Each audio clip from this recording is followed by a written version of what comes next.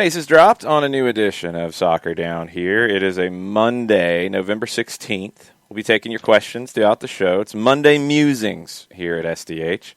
So share your musings with us on Twitter at Soccer Down Here. Email soccerdownhere@gmail.com or on the Twitch pitch, twitch.tv/soccerdownhere. I'm Jason Longshore. John Nelson's over there wearing a Washington Diplomats shirt today. Yes. Because if I wore a different U.S. shirt than you, I mean, I could race up and get one real quick, but, you know, that's... What? No, because it's a U.S. day, and I had thought I have my red jersey that has the sublimated stars on it. Mm-hmm. And I debated it, but then if I'm wearing something and you're wearing something, then that, you know, kind of look like twins, and that's, you know.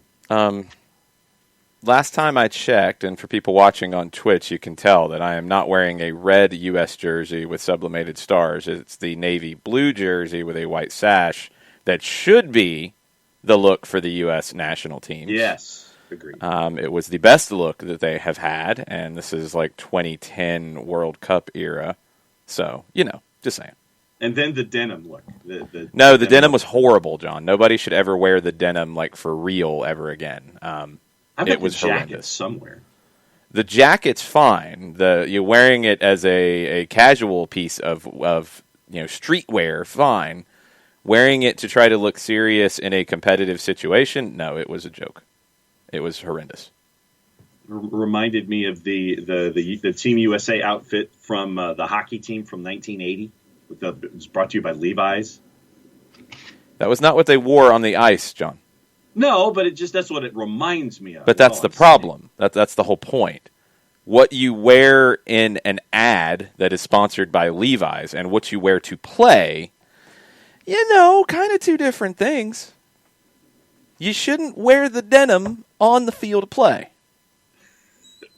Kind of hot and sweaty, especially in the summer months. Well, it's not real denim, but it's the idea. This isn't a rodeo. That's the only place it's appropriate to wear denim in competition.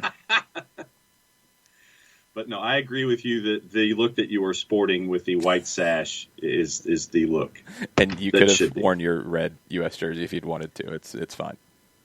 I said, we kind of look like twins. No! I don't even know what you're talking about. Which doesn't surprise me because how did you start the conversation this morning? You were very proud of yourself. I was. You were very, very proud of yourself for doing what exactly? I was proud that I didn't burn the house down this No, that's not. I mean, yes, I'm sure that's part of it. But that is the end result of the activity. You were proud of doing what exactly?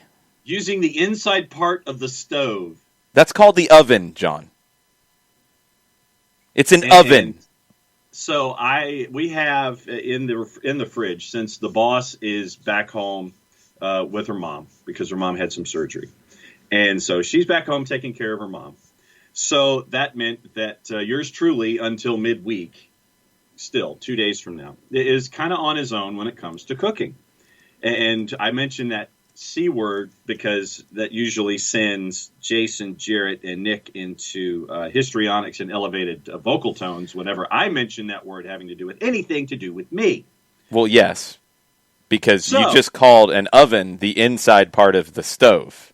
Yeah, I did. Because that's what. No, I didn't just call it that. I called it that this weekend. No, you've called it that for a long time, and yes. and it's an oven, John. Yeah, okay. So it's an oven. It's the oven. So on what was it, Saturday night, we had some beef empanadas that were in the freezer that required being put into the inside part of the stove. No. Let's be real here. You were cooking this weekend, but what this was really reheating frozen food in the inside part of the stove, which is called the oven. That's not really cooking. That's just heating something up. Well, stages. Stages? No, the empanadas. That's all it is. For me, it's progress. So wait. I've got to understand this because let me try to figure out how this is progress. Sure. And I know other than not doing it previously, like ever, and then using that's the part of the stove. That's the scary part. Is literally all you are doing is getting a cooking sheet, putting aluminum foil on it, or you can put it straight on the cooking sheet if you want, but aluminum foil is nice. You put that on the cooking sheet. You put the frozen empanadas on it. You set that to the side. You preheat the oven to whatever it tells you to preheat it to. Check. Then you put the frozen empanadas in the oven, and you set a timer, and you walk away. Did. That's it. That's not cooking, John. That's reheating something. Okay, fine. I reheated something. Using the oven instead of the microwave this time. Yes. Because that's what they said to do, because they said it wasn't these beef empanadas were not microwavable, which meant I had to use the inside part of the stove. The oven. Have you ever used an oven? Probably back in the Nixon administration. Seriously? It's been a while. I can't remember the last time I did it. Wow. Okay, and that leads us to last night. This is where he's really proud of himself, ladies and gentlemen. Yeah, because I found a pot. You found a pot? You didn't know where it was? Well, I had to get the right size, and I didn't know which cabinet it was in. And so we had some kielbasa's that were in the freezer. Okay. And you have to put the pot with some water and put it on the stove and turn the stove on and boil the water. And I had to chop the kielbasa's into halves because the pot that I had grabbed didn't meet the specs for putting the full-size kielbasa into the pot. So I cut the kielbasa's in half. You after boiled the sausage? That's what it said. Boil water. Boil water to... Who said boil the sausage? I'll get you the instructions from this particular manufacturer. Well, now they were frozen, right? Yeah. Okay, you had frozen kielbasa. Okay, that's a little different. I was about to say, this is this is a little dodgy, but okay, go ahead. Yeah, so no, just boiled water and put the kielbasa's on the stove and boiled water and made sure that the water didn't cascade over the top and spill all over. That's really not that hard. The surface unit. Well, seriously, we're in the... I went from high to like 7 and kept an eye on it for the 8 minutes. We're in the Fisher-Price cooking school here right now. Pretty much. And so on back-to-back nights, I have used the inside part of the stove, and I used the surface unit, and I have reheated frozen food. So you, in this weekend of breakthroughs in the kitchen for John Nelson, yes, he needs an easy bake oven, J-Dub, I agree. So in this breakthrough weekend for John in the kitchen, you turned on the inside part of the stove, which is in every place known to man referred to as the oven. Check. You turned it on, and you prepared a cooking sheet with aluminum foil and put frozen empanadas on it, and then cooked them, and nothing burned down. Nothing burned down, and I didn't poison myself. At least I haven't yet. Reheated them is the safe place. Sure. No, Pacine, this is not a bit. That's the thing. This is not a bit. He said the inside part of the stove this weekend on direct messages, and I nearly lost it. I was going to leave it alone, and then when we come on, he was proud of himself for boiling kielbasa's and talking about the inside part of the stove, so it had to be brought to the floor. Of course. It had to. I used my Bertman's mustard from Ohio to go with said kielbasa's. No, we're not done with your breakthrough weekend in the kitchen yet. No. So day one was just reheating frozen empanadas in the oven, which was a big step. It is. Okay. And day two was taking frozen sausage out of the freezer. Because if it was frozen someplace else, that might be a problem. Yeah, you need to watch that one because you're calling the inside part of the stove something when it's an oven. No question. So, yes, you took the frozen kielbasa's out of the freezer, and you could have defrosted them, but that's a complicated procedure for somebody such as you. They were sitting out for a couple of minutes, and I just got impatient, and I got hungry. Okay, sitting out for a couple of minutes is not defrosting. It's not. I'll stipulate to that. Yes. So instead of defrosting them and then Mm-hmm. cooking them like anybody normally would. Uh-huh. You boiled them, which, okay, if it tells you to do that if they're frozen, fine. I've never done it that way because I'll defrost it because then I'll actually, cook it, like, in a skillet, usually with things. So what did you do? You just boiled them and ate them? Yeah, boiled them and ate them and had mustard, yeah. Boiled it, ate it, put mustard on it. That was dinner? Just a sausage? Yeah. Okay. I mean, probably anything more would have been too complicated, so I guess that's okay. You didn't burn the house down using the oven or boiling water on the stove. Apparently not. It's still standing. For those watching on the Twitch pitch, I'm still here in Office HD, and there is no discoloration of the paint. Soccer for Good OG. I know Ann Burrell would murder John on Worst Cooks in America. He would not survive. I was going to ask what's an Ann Burrell. Ann Burrell would be your worst nightmare because she would strangle you on live television. Well, it's recorded, but anyway, you'd be dead either way because this is an affront to anybody who has ever cooked in a kitchen before. But, Okay. Katie Weaver does have a piece of advice for you. There is a Mountain Dew cookbook out. Yeah, but as long as it's the original, and because if it's any of the other flavors, then no, it's a cookbook, John. It's not about using a whole bunch of different flavors. It's a cookbook with Mountain Dew. You're cooking with Mountain Dew. Katie wants you to make a recipe and report back. I don't want anybody to die, Katie. So I'm gonna.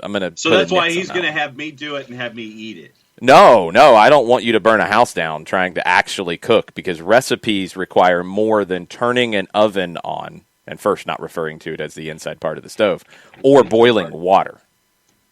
There's a little more things going on here, so I don't want anybody to get hurt. Madness. Absolute madness. We're going to try to get the show back on the rails, but I make no guarantees. That's how John started the day, and my head is hurting again. My apologies. Yeah, it's I just don't know. Breaking news sounder, please. Considering my sounders are wanting to act up, it is going to be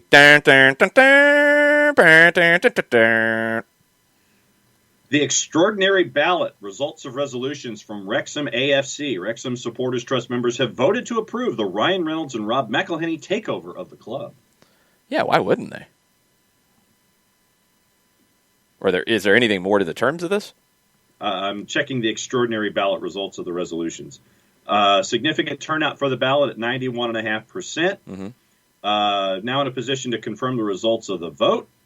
And subject to final agreement, league, and FA confirmation, the R.R. McReynolds Company, LLC, will take 100% control of Wrexham Football Club Limited from the Supporters Trust. Both parties will now proceed with finalizing the details of the takeover.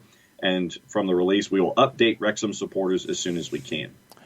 So the trust owned 100% of the club? Mm-hmm.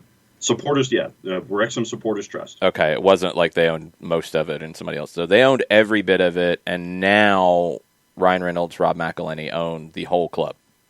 The Supporters Trust is not retaining any kind of stake. Checking resolutions, but that you said is sold 100%. Is that? Yep, that's what you said, right? That's what I said. Okay. Yeah. So then, yeah, that's a little surprising. I mean, I think Ryan Reynolds and Rob McElhenney are good guys here, but the Supporters Trust sold the whole thing? I thought they'd keep some of it at least. Yeah. I mean, as it is in other cases, like I said, the Swansea Trust owns just under 30%. There are other teams that still own 100%, like Wimbledon and well, they don't have investors like that. That's not what I'm talking about. I'm talking like Wrexham owned all of it because whoever had owned it before couldn't do it, so the supporters took it over. I get that. In a situation like this, and Swansea's the good one to compare to. So Swansea has sold, like they have an ownership group that owns the majority of it, but the supporters have retained a stake. Yes. I'm surprised Wrexham supporters who own the whole thing are selling the whole thing. Yeah. That's a little surprising. Anyway, I mean, I hope it works out, but that's a little odd. I would have thought they would have kept some of it. Yeah. And this is almost 100% voting in favor of each of the resolutions, 98.6, 98.4, 98.4%. So, yeah, this was about as majority opinion as you can get for a majority vote. Well, I hope it works out. We will see how Van Wilder does running a soccer club. I'm excited to see it. Sam Williamson with a question to take us into another topic. Do you think Atlanta will announce a head coach before DC or the Galaxy? No, I think DC will hire one first because I think they're going to hire a domestic coach. So the question will be for DC if they decide on Ezra Hendrickson, they'll have to wait to announce it more than likely until his team is out of the postseason in MLS. If they're going to hire Chris Armas, they could announce it whenever. I think they're going to hire domestically, so I think they'll go first.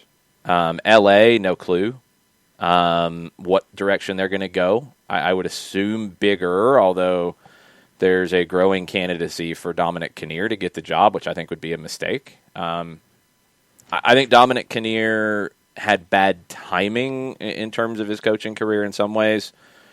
In the 2000s, the first decade of the 2000s, Dominic Kinnear was the best U.S. coach in MLS.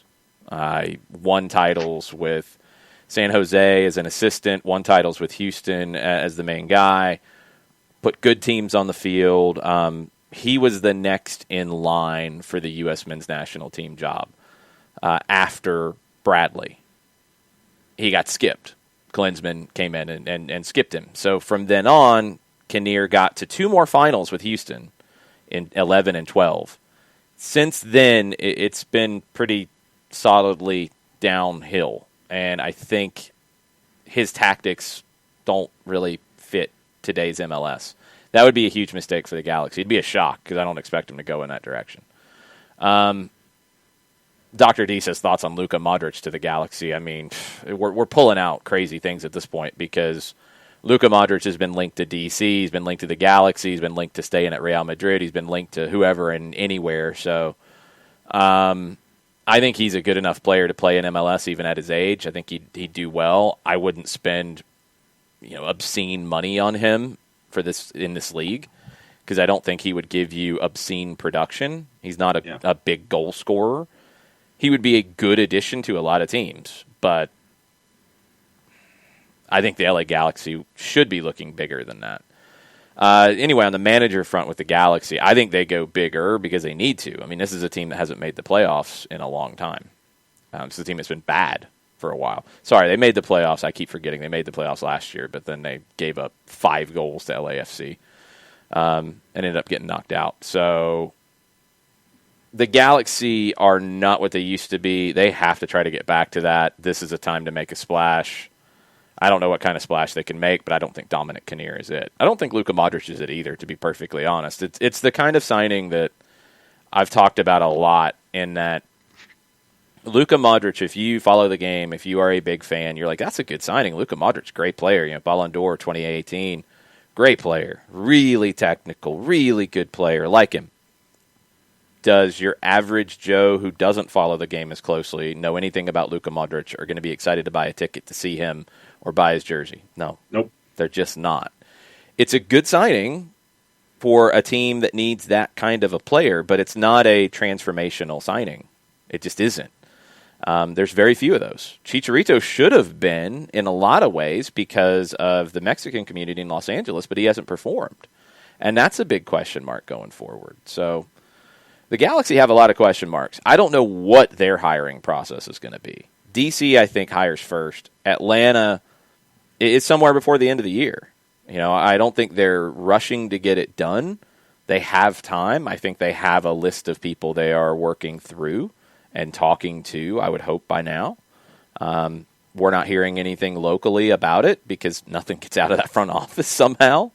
And we're not hearing anything about it internationally just yet. So we'll have to wait and see what happens. But I don't think they have to do it first. DC, I think, is going to make one of the easier hires, so I think they will do it first. Stop the Pochettino nonsense. He's not going to the LA Galaxy or anywhere in Major League Soccer, guys. It's not going to happen. Would Robbie Keane classify as that splash for the Galaxy? Yeah, because he's a former legend for them. He would for them. He wouldn't for anybody else. Right. So, go ahead. I was just trying to think of it in that LA Galaxy dynamic for a splash. Would Keane qualify from a coaching perspective? Yeah, Keane would. Again, because he's a legend there. So, would he here? No, I don't think it would be the same. Right. Pochettino will be able to pick from, in my opinion, Inter, Manchester United, and Real Madrid. He's not picking the LA Galaxy or Atlanta United over that. And it's not happening. So we can stop that. I'm sorry if that kills your dreams, but it's not happening. Those three big clubs it's really actually interesting to look at right now. So, I mean, Manchester United, there's been an ongoing dance about Ole, and is he going to stay? Are they going to fire him? Are they going to go talk to Poch again? How's that going to go? Inter, I feel like that's the best fit, but they haven't made a move on Conte yet, even though, I mean, it was open warfare in the offseason, and it hasn't been a great start for them. And Real Madrid, I mean, it's not what it was the first time around with Zinedine Zidane. Does it change? Hasn't just yet, and there's been some very surprising results. So, I don't know. That could be an open job. And that would be the job in Spain outside of Espanyol coming back into the first division and Pochettino going back there, which is home for him in a lot of ways. I think Real Madrid would be the one that's far more likely than him going to Barcelona. But, I mean, if you had to rank them according to the way people talk, Manchester United would be the first option. Maybe Madrid would be second, and then Inter would be third. I would reverse those in order of attractiveness to Pochettino. Yeah. Because I think Inter would be his best fit. So, we will see. Bernd Dursberger says Dome Toronto will end up at Atlanta. It's logical for both sides. It's really not a bad shout. It is not a bad shout. And we talked about him before the Flamengo job happened. I mean, his name came up at the very, very beginning of it when he was completely available before he went to Brazil. Dome has a kind of unique CV in that he has coaching experience at the top level as a head coach, but it's a little further back in the chain in his career. Then he became an assistant with Pep Guardiola, who has been one of the best ever.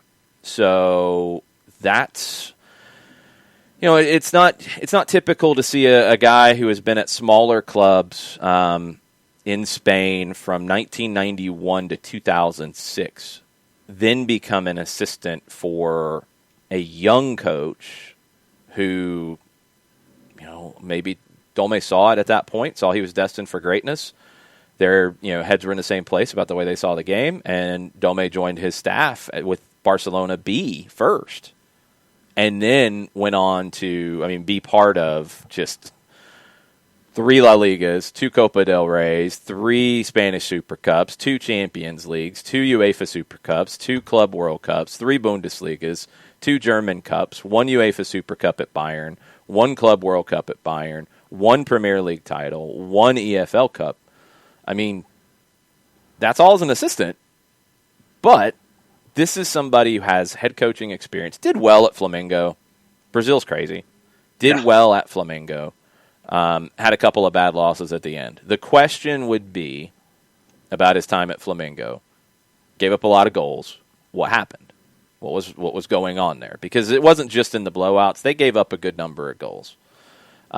His New York City teams gave up some goals. They scored a lot, which fits what Atlanta has said they want to be. So if that's the trade-off, that's the trade-off. Burned with a good point. I think, and this is why I think Burns said it would be good for both sides. When you look at Dome Toronto's side of it. So he came to this hemisphere with New York City. Did well. Won an Eastern Conference regular season title. Bad playoff experience. Came in midway through 18. Did well. Got bounced in the playoffs by Atlanta. So playoffs were a problem for him.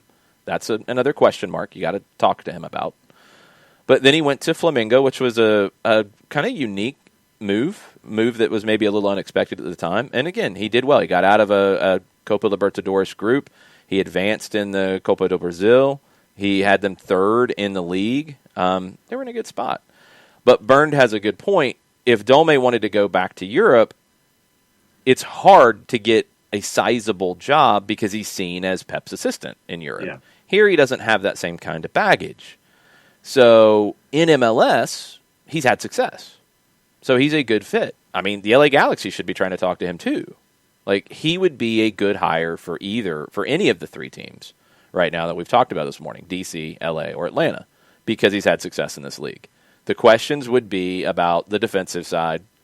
You know, are you going to be able to have a team that is good enough defensively to lift a title at the end? Or are you going to have a team that's good enough defensively to advance in the playoffs? Because that has been his bugaboo here in MLS. I'm really intrigued to see what happens with Dome Toronto. Shiva says, do you think it's possible that Dome was offered a job to Atlanta but rejected it for Flamengo? No, I do not think that's possible, and I think anybody who tries to run with that is mixing up the order of things. Atlanta was pretty clear at the beginning. I mean, Dome was hired in Flamengo on July 31st. Frank de Boer was gone from Atlanta, a week or 10 days before that? Yeah. Something like that. I mean, I don't need you to add it up, just roughly that. And Atlanta was clear that they weren't going to rush into a hire at that point. Okay, pound on the keyboard. Go ahead. It doesn't matter because Atlanta said they weren't hiring at that point. Right. So they didn't move on from Frank with the idea to immediately hire Dome Toronto. June 24th, thank you, is even less time. 3TH, thank you. So I don't think there was any conversation. I don't think he turned Atlanta down. There's no way to I mean, that's just, again, it's total speculation that doesn't have any basis in reality. And this is something that's happening a lot here, guys. And I think if you listen to us consistently, you understand that I become kind of a stickler and anal retentive here about facts and about order of things and about when things were reported and how they were reported. Narratives are getting changed about a lot of things, and it's very frustrating to watch. It's not just in Atlanta soccer, by the way. Welcome to the United States at this moment. But it is something that is incredibly frustrating. You've got to keep in mind how things went down. And July 24th, you make the decision on Frank. He goes to Brazil a week later. No, I don't think he turned an Atlanta offer down. So now, does he talk to Atlanta? I would think that he would. I would think that he'd probably talk to the LA Galaxy. I would think if he gets an opportunity to talk to DC, I think he's probably going to play them off of one another and try to get the best offer he can. I mean, that's the way I kind of see it. So we'll see what happens. Again, his time at Flamengo, 26 matches, he won 15, he lost 6, he drew 5. Scored 46 goals in 26 matches. Good. Gave up 38 in 26 matches. That's he. And Byrne points out, and it's true, Pep's teams don't play great defense either. They don't do well in the playoffs, Champions League. They win leagues by playing extremely good offense over the course of a whole season. So that would be the question, can you adapt? Tata adapted. Yeah. Tata had a great offensive team in 2 regular seasons, and he learned that I got to do things differently come the postseason.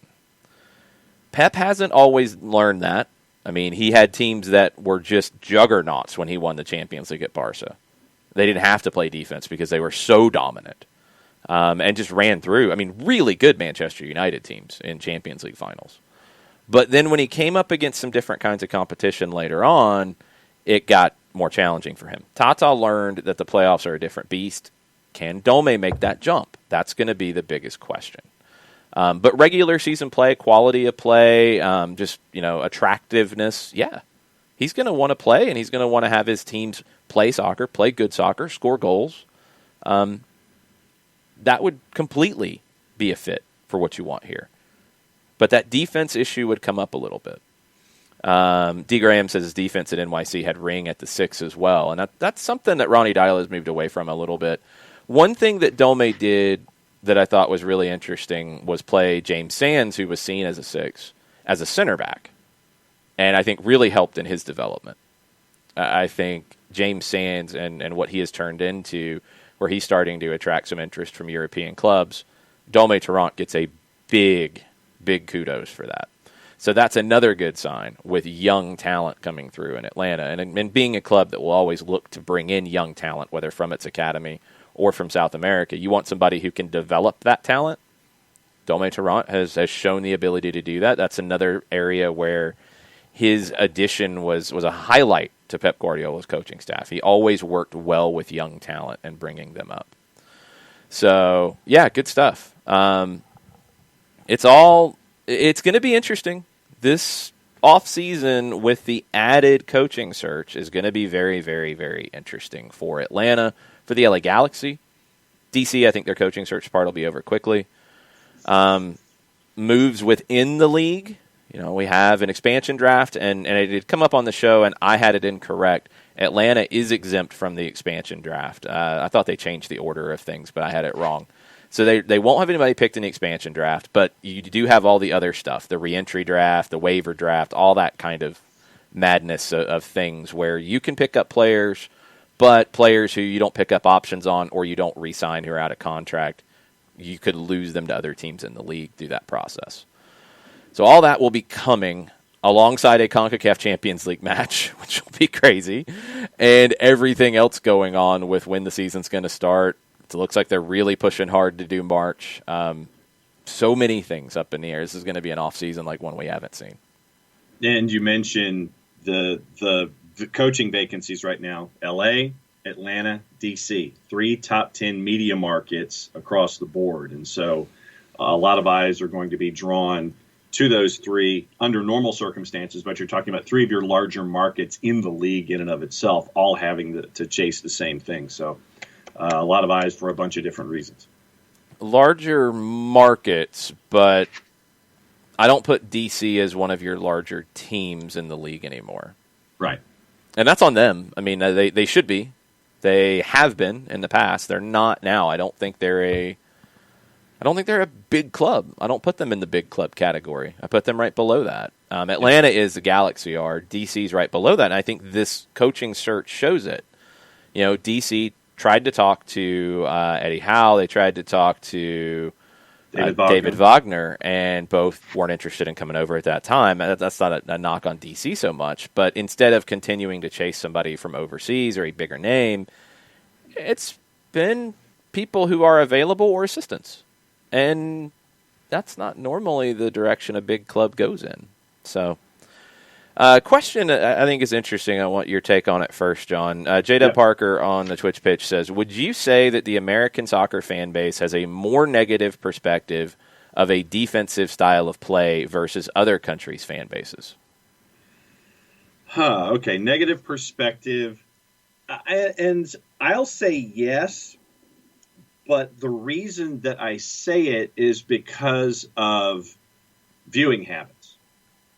And you look at other sports. And specifically, I'm looking at it from the casual fan idea.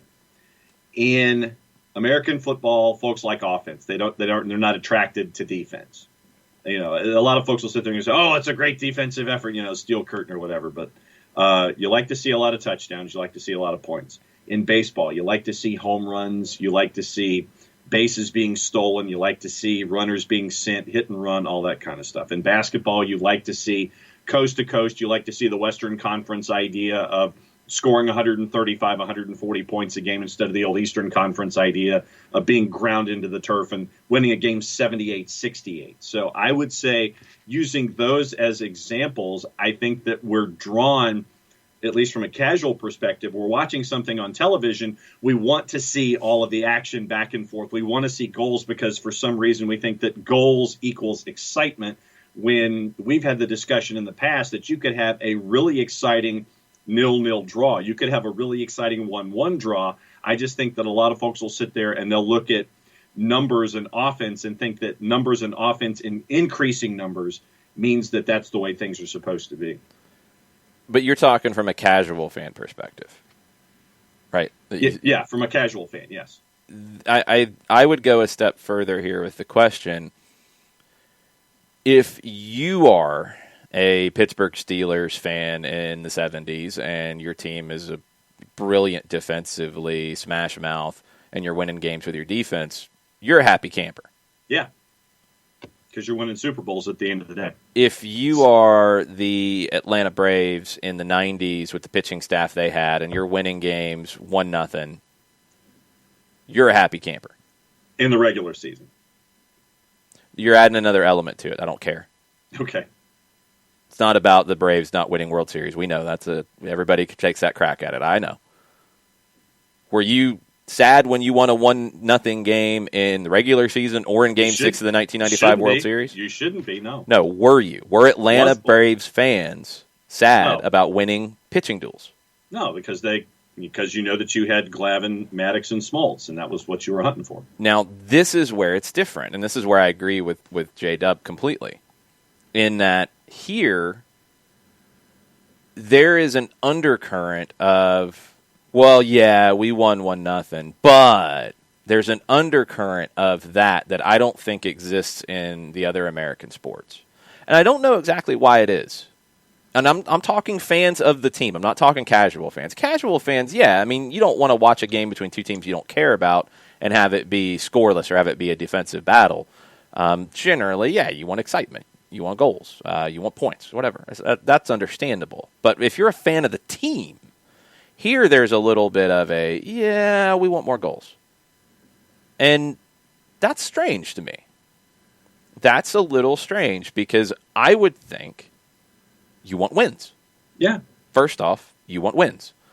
Second off, yes, if you can have the choice between winning 1-0 or 4-0, you're going to take 4. Now, the conversation has always come back to win 4-3 or win 1-0. Sure. It's never been put in the terms of win 4-3 or lose 4-3. Right. It's never been put in that term. And I'll always take any win over any loss. There's no question. Bernd chimes in, and Bernd has a unique perspective here. He says, I obviously don't know, but it seems to me American soccer fans really value hustle, running, effort, possibly over technique, tactics, trickiness. That's definitely a thing because I think it's more quantifiable for a fan who doesn't have as much experience with the sport. It's something you can see somebody hustling as opposed to see always somebody's brilliant first touch. You might not get that the same way. We do, I think, that watch the game all the time and study it and go into detail about it and value first touch and value technique, value technical ability. But if you're a new fan, I think you're looking at hustle. You're looking at speed. I mean, look at the way the players have been judged in this country for a long time. It's physicality, it's size, it's power, it's speed, it's strength, as opposed to, the little tricky creative player gets left in the dust too often. And that's a shame. It affects the way that then we have these conversations now. I will always remember Ezequiel Barco. When he first arrived, there was excitement about him coming, got hurt, debuted against New York City about 6 weeks into the season in 2018. Did well, had his incident off the field, yes. But people were already before that like, oh, well, what does he really do? He dribbles a lot. Well, yeah, he dribbles a lot. He's really good at it. You want him to dribble a lot. That's a good thing. He loses the ball sometimes. Well, yeah, dribblers do lose the ball sometimes. Well, and there's always this back and forth. When people started to like Barco was when he came on as a late game sub and ran around a lot. Yeah. Didn't really do much on the ball because it's late in the game. It's a different situation entirely.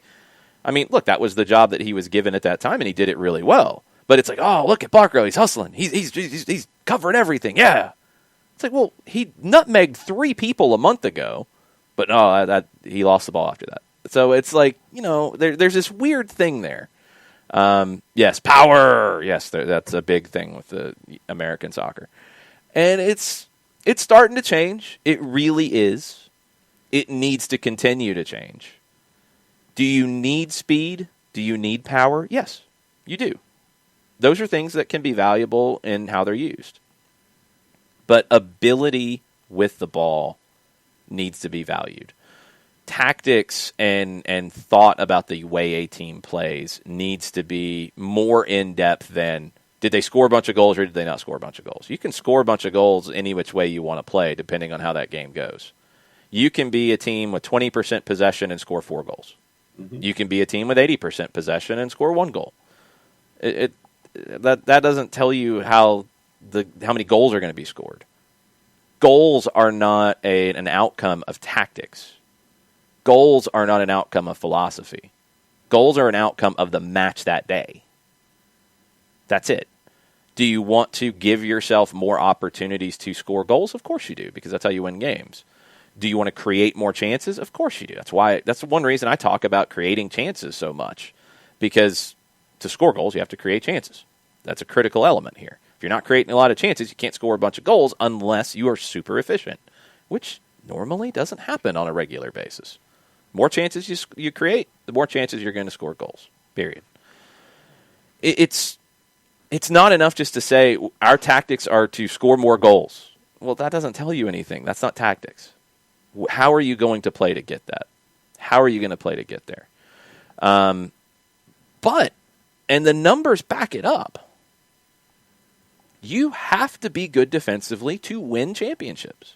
Mm-hmm. In MLS, let alone in any other league. Right. You have to. In playoff situations, in knockout games, there aren't as many goals scored. Everybody will tell you that, whatever competition you're looking at. Early rounds of a cup competition in other countries, sure, you're going to get some weird games. You're going to get, dilapidated scores, and it's going to be all over the place. But when you're playing in a playoff or in a later stages a knockout of a World Cup, the quarterfinals onto the Champions League, games get tight. You have to be good enough defensively to handle those moments.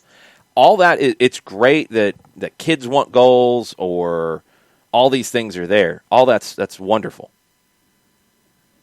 But to win, you have to be able to defend, period. You just have to. And you have to have a balance.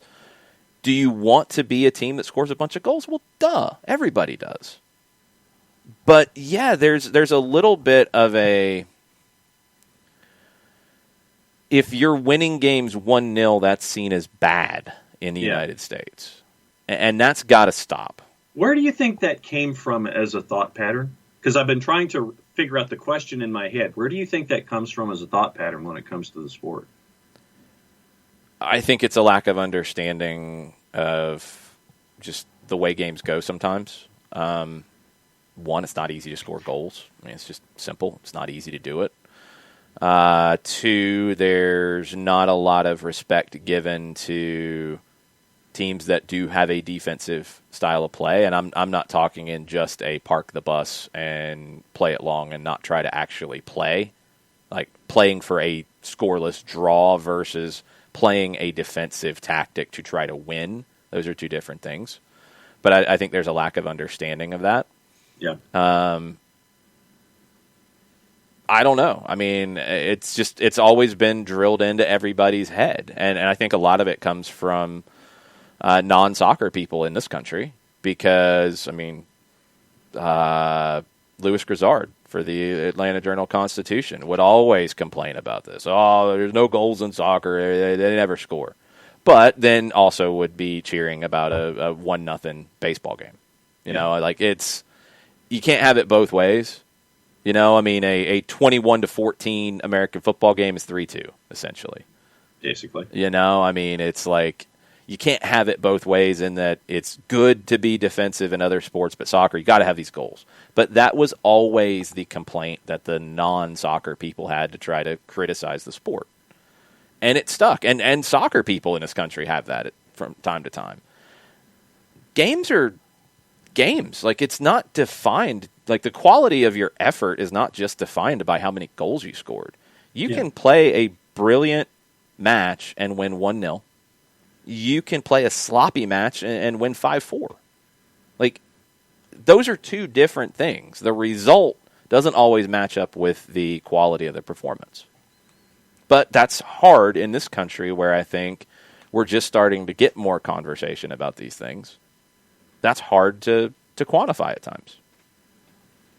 And that was why I wanted to ask the question, because I was wondering if it came with the notion of you have a country who is attaching itself to a sport, and you have more I would think that there are a lot more casual fans that you're having to draw into it right now. And so those casual fans, when they first show up, they sit there and they see something that is the goalless, that's 1-1, that's goalless draw, those kinds of things. And for whatever reason, there weren't enough goals. It turns them off and they don't come back.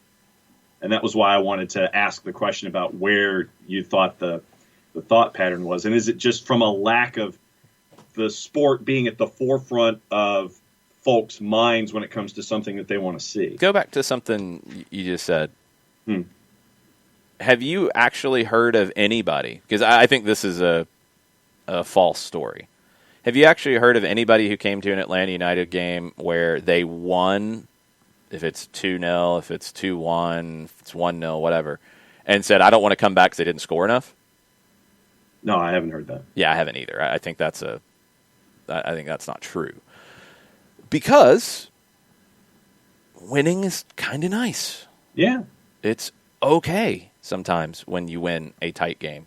That's not a bad thing. And I'm talking outside of the playoffs right now. If you lose 1-0, yes, it's more frustrating than if you lose 4-3. But if you win 1-0, it's better. That is better than losing 4-3. Every day, every day, every day. And I don't know why that's even a conversation at times. Going back into kind of philosophy and just the way the games are looked at, Bernd goes to some of the Latin youth league games on the north side, and he said, the Hispanic parents will yell, dribble him, beat him, go by him. The Anglo parents will yell, run, hustle, pass. Bernd thinks it's changing, and I agree. I think, having these gifts that are available of players getting nutmegged. Before that, it was Vine, TikToks, YouTube clips, the FIFA video game. Like, skill is being accentuated here. That's really cool. It's something that we tried to do at Soccer in the Streets with different ways we would structure games.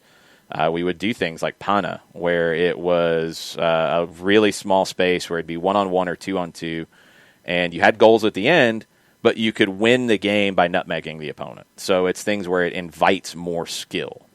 Small-sided games generally invite more skill. Futsal invites more skill to be developed and accentuates these kinds of things, tricks, excitement. I think where the disconnect had been previously that I'd always seen with the way the game was coached here was you would see, especially at the youngest ages, a lot of tricks taught, but they were taught as standalone tricks, like not juggling, but somebody can do 5-step overs, they can do a spin on the ball, whatever. But could they actually do it in competition? Yeah, it wasn't taken there, or the idea of when to do it in competition wasn't brought to the table. It was just, look, they can do all these tricks. Well, can they play? So now you're starting to get a little more of that combination of both, where it is they can play and they are skillful and they will do these things. And I think kids, no matter where you're from now, have enough exposure to the game to where they want to do the tricks that Neymar's doing. They want to dribble by people like Messi does. They want those things, and that's good. That's going to help. And it's going to go more towards that and less of the work rate. Work rate is everything. Yeah. I like this guy because he runs a lot. Well, can he play? Can he trap a ball? Well, okay, I'd like for him to actually be able to control the ball. If we pass it to him, he's not going to have a cement foot, and it's going to go flying off in the other direction. Controlling the ball is kind of important in this game. But he runs a lot. Well, that doesn't help me. But what does he do when he runs? Well, no, we're not being that silly now. I mean, if you're talking about somebody who runs a lot, you're generally talking about them doing something, whether it's defending more often than not. But you've got to be able to control the ball. There is a basic minimum. I remember talking to an Uruguayan coach who we were doing a tryout session, kind of a player identification thing, and he said, "Look, this is crazy the way we're doing all this, but I understand we have to do this in this country this way." In my country, we would have the kids show up, and we would kick balls at them and toss balls to them, and if they could control it, cool, they get to keep playing. If they couldn't, then they go home. Like, if you can't control the ball, you can't play. Yeah. So all the skill has to be there to be able to play. Otherwise, yeah, you can go get somebody who's fast or somebody who's tall or somebody who's strong. But can you actually use them in a game, or then do you have to start thinking about how to play around them? Like, I've got a winger who's super fast. Okay, but I can't give him the ball in my own half because he's going to lose it. So all I can do is bomb it over the top and tell him to go sprint after it. That's all I got for that. Okay, that's one thing I can do in this game. But I can't give it to him in my own half because he's going to get us killed. Like, I have a center back who can win everything in the air, but I don't want him making a short pass. The ball goes to him. He's got to just blast it out, and we'll just have to deal. Like, that's the stuff that we got to get past. It's getting there, but it's still part of it. There's still too much of the speed, size, strength that outweigh skill in this country, and that has to change. It has to. One of the players that is on my list back here, things we're going to talk about later, Javier Mascherano, 5'9", played center back for Barcelona. 5'9". He could play. He could play as a 6. He's one of the best defensive midfielders in the history of the game. 5'9". But he knew how to tackle. He knew the right times to tackle. His timing was amazing in the tackle. Good on the ball. He could do everything. Born leader. 5'9". If Javier Mascherano grew up in this country, he probably would not have been picked for top teams because he was too small. And that's insane. Lionel Messi, same. Mm-hmm. Maybe Messi, because he's an attacking player, might have got seen, but Mascherano, no. There's no way he would have been picked on American teams. And that's very sad. And that's where we got to get past. 3TH says, I think part of that is that it can be hard to see technique in football if you haven't played the game. So folks are conditioned to look for power and speed as a metric of skill. That's a good point. Yeah. If you haven't played, it is a little bit harder to understand. Okay, this guy just brought down a 50-yard ball with one touch and control, and now he's dribbling. Wow. Or he's controlling the ball, dribbling through traffic like Ezequiel Barco does, and wow, that's really difficult. That's good. You do have to. I think some of the conversation needs to get to, okay, now what does the skill do? And that's something that I've had with Barco is when he goes on some of the dribbling runs, when the team is playing well, and I think early in the year they did, last year they did with him, this year it didn't click as much. When he would make that run and go from left to right and dribble across, he's moving the defense, he's moving the opposition, and he's creating an opportunity behind where he came from. And to make that work, players have to take that space, and then you have to work the ball into that space. If it doesn't, people just look at it like, oh, he's just dribbling. No, there's a thought process here. There's a plan here, but it takes the whole team to be on the same page to do it. That didn't happen enough. Yeah. 3TH says, that's part of why I've fallen into the soccer rabbit hole despite not playing it growing up, really. It's easier to see technique on the field, even if you don't have the background in playing the game. Sorry, 3TH. I was thinking you were talking football as in the football we're talking about here, which sometimes can be confusing. I think the American football skill, the game's just based a little more on speed and power and strength, right? So the skill positions, at times they get diminished too. I mean, people talk so much crap about wide receivers, it's not even funny. Quarterbacks are such a focal part that it's just a different conversation entirely. There's not really a comparison. But in soccer, skill is such a vital piece, and I think in this country it hasn't been understood as much. It just hasn't been understood as much. It hasn't been celebrated as much. Nick says, I think also if a team is supposed to be better, they should dominate 4-0 or something like that. Also, MLS teams are a lot closer than most are willing to accept. Here's the difference on they're supposed to be a better team, so they should win 4-0. That's a fallacy. Because if you look at how teams play teams that are supposed to be better, they're not going to let them win 4-0. Right. You look at go back and look at when Barcelona was dominating La Liga. And they would get into some of these games where they'd be playing a small team who was in a relegation scrap, who would do the typical thing and put everybody behind the ball and just sit back as much as they can and crowd space. and try to hold on as long as they could. And sometimes Barcelona would win that game 1-0. They'd have 23 shots, but a bunch of them would be from distance. They'd have 5 shots on target, but they'd win 1-0 with a late break there. That's because that game played out that way. I think the idea that one team is so much better than the other is part of the conversation going in, but you see some lesser teams be able to compete because of their defensive tactics. So Barcelona could be a million times better than, Huesca. But Huesca is really good defensively, so that's going to be a tougher game for Barcelona. If you're playing a bad team that's bad defensively, then you should win big. But that game could be more difficult than you think because of the approach is taken. I think the idea that, Atlanta is playing Cincinnati, so they should win 4-0, and they win 2-1 instead. Oh, that's a horrible result. No, it's a win. Yeah. Like, we can talk about why didn't you score more? Okay, you created 20 chances, but you scored twice. All right, you created the 20 chances. That's good. Okay, you only created 5 chances and you scored twice against Cincinnati. Now we got a problem. Why didn't you create more chances? What happened here? That's a talking point. But no, just because you're a better team, I don't think you should win 4-0. I do agree MLS teams are a lot closer than people think. The gaps are not very big, and they can be bridged very quickly with an injury, with, schedule compression, with all these little things that can take away some of those advantages. So it's easier if you're a bad team to grind out a result, at least grind down a game scoreline, because you just put everybody behind the ball. It's harder in that case, in my opinion, for the really good team to score 4 goals against a bad team who's going to be super defensive. It's easier for the bad team to try to make up the gap than it is for the good team to try to maintain the gap, if that makes sense. Yeah, no. All right. It does. We got to get into Bart joining us to talk U.S. men's national team, but first, John has to tell us about Steve Apolinsky. I could do that. Apolinsky & Associates, LLC, proud supporters of everything soccer down here and the SDH network for wrongful death and serious injury matters. There is one line of communication that you need to make, and it is to Apolinsky & Associates, LLC. A couple of different ways that you can do it.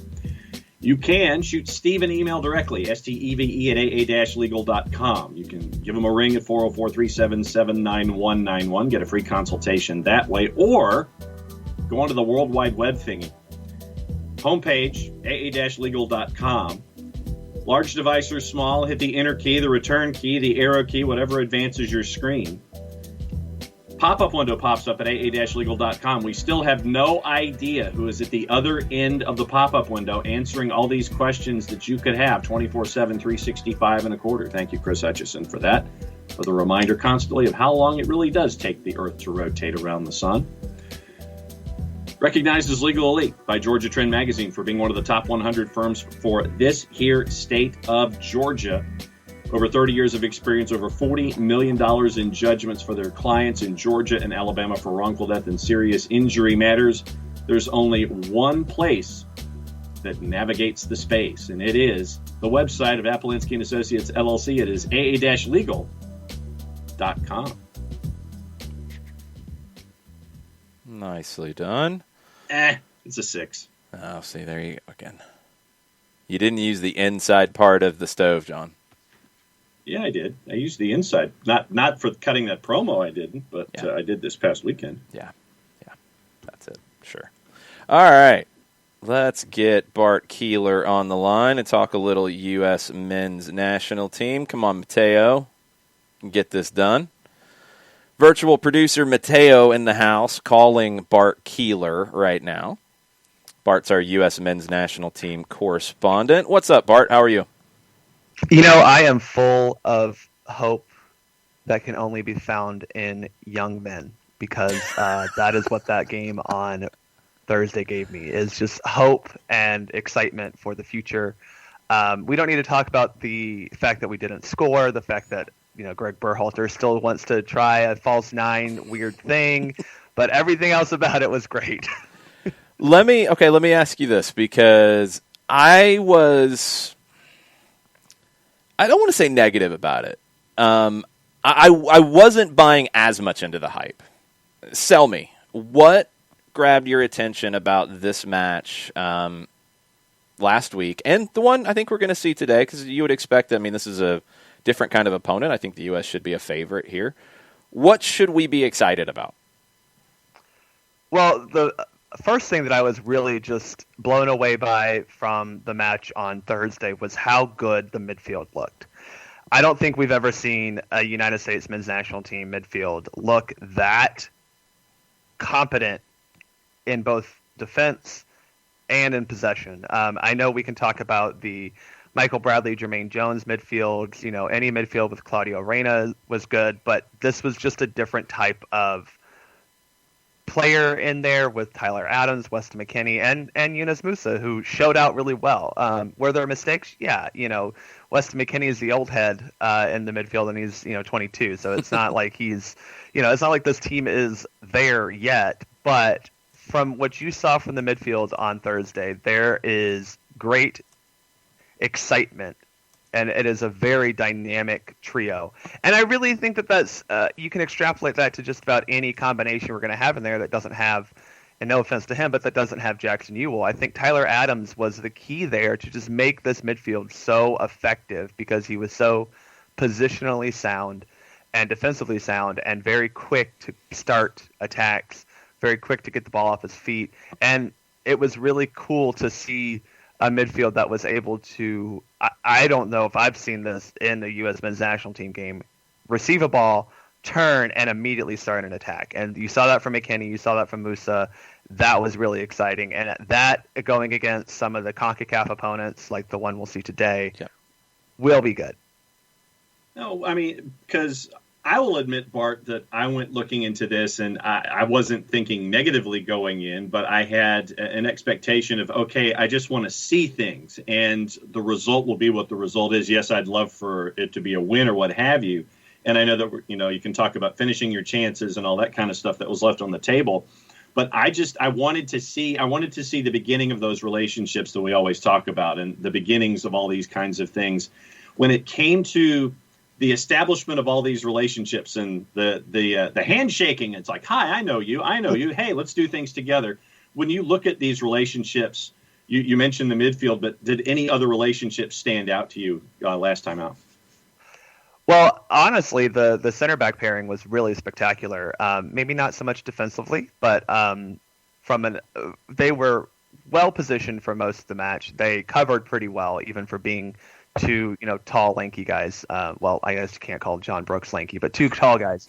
But I thought that they were really good in possession, especially, and they were incredibly superb passing the ball. I mean, it was really nice to see line-breaking passes coming from the back line, which is what Greg Berhalter wants. They got battleshipped a few times, and that's going to happen. I think that's something you have to look at that pairing and say, okay, maybe you need a guy next to John Brooks who, not that Matt Miazga's necessarily slow or whatever, but he just isn't the athletic. Like John Brooks and Aaron Long might be a better pairing, or maybe today we'll see John Brooks and Chris Richards, a little bit more faster, agile person other than Matt Miazga. They're just that was a little bit of a concern, but other than that, the two in the back, those two center backs were really just John Brooks bossed the game. I want to call it, like, my new nickname for him is John the Boss Brooks, because he was so in charge of everything back there. Totally agree. And then Matt Miazga is pretty good too. I think he was counted on. I think the reason he started was because he was counted on to be a reliable player, and we've seen him, no matter where he goes, be a steady and reliable player. He can't find a home, but any home he goes into, he's pretty good. So that was really reassuring and exciting to see in the back line. I was a little more down on Miazga. I think I'm with you. Like, you got to have somebody with Brooks that gives you something a little different. Richards would be very interesting to see. Long, Robinson, does Miles Robinson still have an opening there? I think he does. We'll see with this potential domestic camp that could be happening in December. We'll get to that in a minute. Let's get into going from last week to this week. So today it's Panama. What needs to be better today, in your opinion? So you need to score, and you need to score in open play because as in 2020, the United States has not scored in open play. Now, those two friendlies there are so many caveats and just weird things around them. Obviously, the February friendly was coming off the January. We call it Camp Cupcake sometimes, as a derogatory term. But it's full of players, especially that camp was full of players who were young and somewhat inexperienced and definitely hadn't played together. I mean, you had Jesus Ferreira and Ulysses Yanez playing together. They're not, it's not like something they have done before. And that kind of was continued in this camp and the match on Thursday where you just had a lot of unfamiliarity. But Greg Berhalter wants to score goals. That's kind of the point of his possession style, his positional-based possession, and trying to. I mean, he talks about line-breaking passes and getting runners in behind, and we didn't see that enough on Thursday. So you need to do better to get runners in behind, and hopefully today, if he's true to his word, he'll start a true striker, and that should help. But you do. I'm not usually one to say, well, we need to score a lot of goals, but you do need to have a goal in open play in this match to kind of round out your 2020 season and go, okay, yeah, we did it. Especially because, and I'm already detracting it a little bit, but that December camp is going to be one that a lot of people look at and go, what is this? A lot of things for that. But today I want to see a goal scored. I think the other thing that has been mentioned is bringing in Reggie Cannon on the right and moving Serginho Dest to the left. What's your initial thought about something like that when Berhalter has said that you want to have consistency and, when he first took over, you're switching guys left and right. You're literally taking a guy from the right and taking him to the left this go round. But you're looking for consistency. That's why I admitted to Jason before the show started, I was a little confused with his messaging here. Am I reading too much into this particular instance with shifting Dest to one side to give Reggie Cannon some playing time? So, yes and no, John. I think you're both reading too much into it. And also, I think that there's a point that, yes, you want to see some consistency built. But I don't think that Serginho Dest being on the left side is necessarily not going to be a consistent move going forward because, to be quite frank, Anthony Robinson did not lock down that left back position on Thursday like I wanted him to. If you ask me, I personally would prefer him to start again just because, one, why not? If you give up 3 goals because Anthony Robinson is out of place, then, we learned something. He was a little positionally unsound on Thursday. I don't know that Serginho Dest would necessarily fix that problem, but I think that's because Serginho Dest is a more attacking player and obviously a better defender too. I think Reggie Cannon starting makes a whole lot of sense. Reggie Cannon is far and away, in my opinion, their second choice right back. I think him starting is to me, it would make more sense for him to start, give Serginho Dest a rest because he's been playing a lot with Barcelona. Let him have a turn. Dest stay on the bench, maybe come in the second half. I would prefer to see Anthony Robinson start again on the left side just because I think he needs that because his 2 appearances so far have been pretty unspectacular. The Jamaica friendly before the Gold Cup was really bad. And this one was not great, but I'm wondering if that just has to do with the fact that he needs more time. Maybe he needs to learn the Berhalter system a little bit more. I'm hoping that's what it is. So I would prefer to see him play to give a little bit more consistency to the roster. But the idea of Dest playing on the left side is not a bad thing, in my opinion. I just don't want it in this particular situation, but that's a me thing, not a Berhalter thing. El Mataflow in our Twitch pitch says, me when Anthony doesn't perform, it's bellow time. I mean, we can not talk yet. about the left back depth position. Yeah, not yet. Oh man, there's a lot of things you could talk about there. There's about 3 MLS guys ahead of George Bello, unfortunately, in Greg Berhalter's eyes. But, yeah, and Greg Berhalter. I think that's the fair way. Who do you think's ahead of him right now in that book and out of MLS? I think that Sam Vines is ahead of him because he's been called into a senior national team camp. He's also a year older than him, maybe. 2, I forget exactly. I think he's a year older. Chase Gasper is one that I know people like. I don't particularly think that he is better than George Bello, but I think that he is a bit of more older and experienced, which is going to help. Those are the two really that I look at and say, yeah, they're definitely ahead of him from MLS. I also think that you still have to think Sergiño Dest is your best left back. He's also your best right back. So that does affect that. Like, it's a weird position. But your right back position also isn't exactly the deepest it's ever been. I mean, you've got Sergiño Dest again. You've got Reggie Cannon. Is DeAndre Yedlin still an international quality right back? He's got to go somewhere and play. He could play himself back into that, but right now, no, he's off the radar, in my opinion.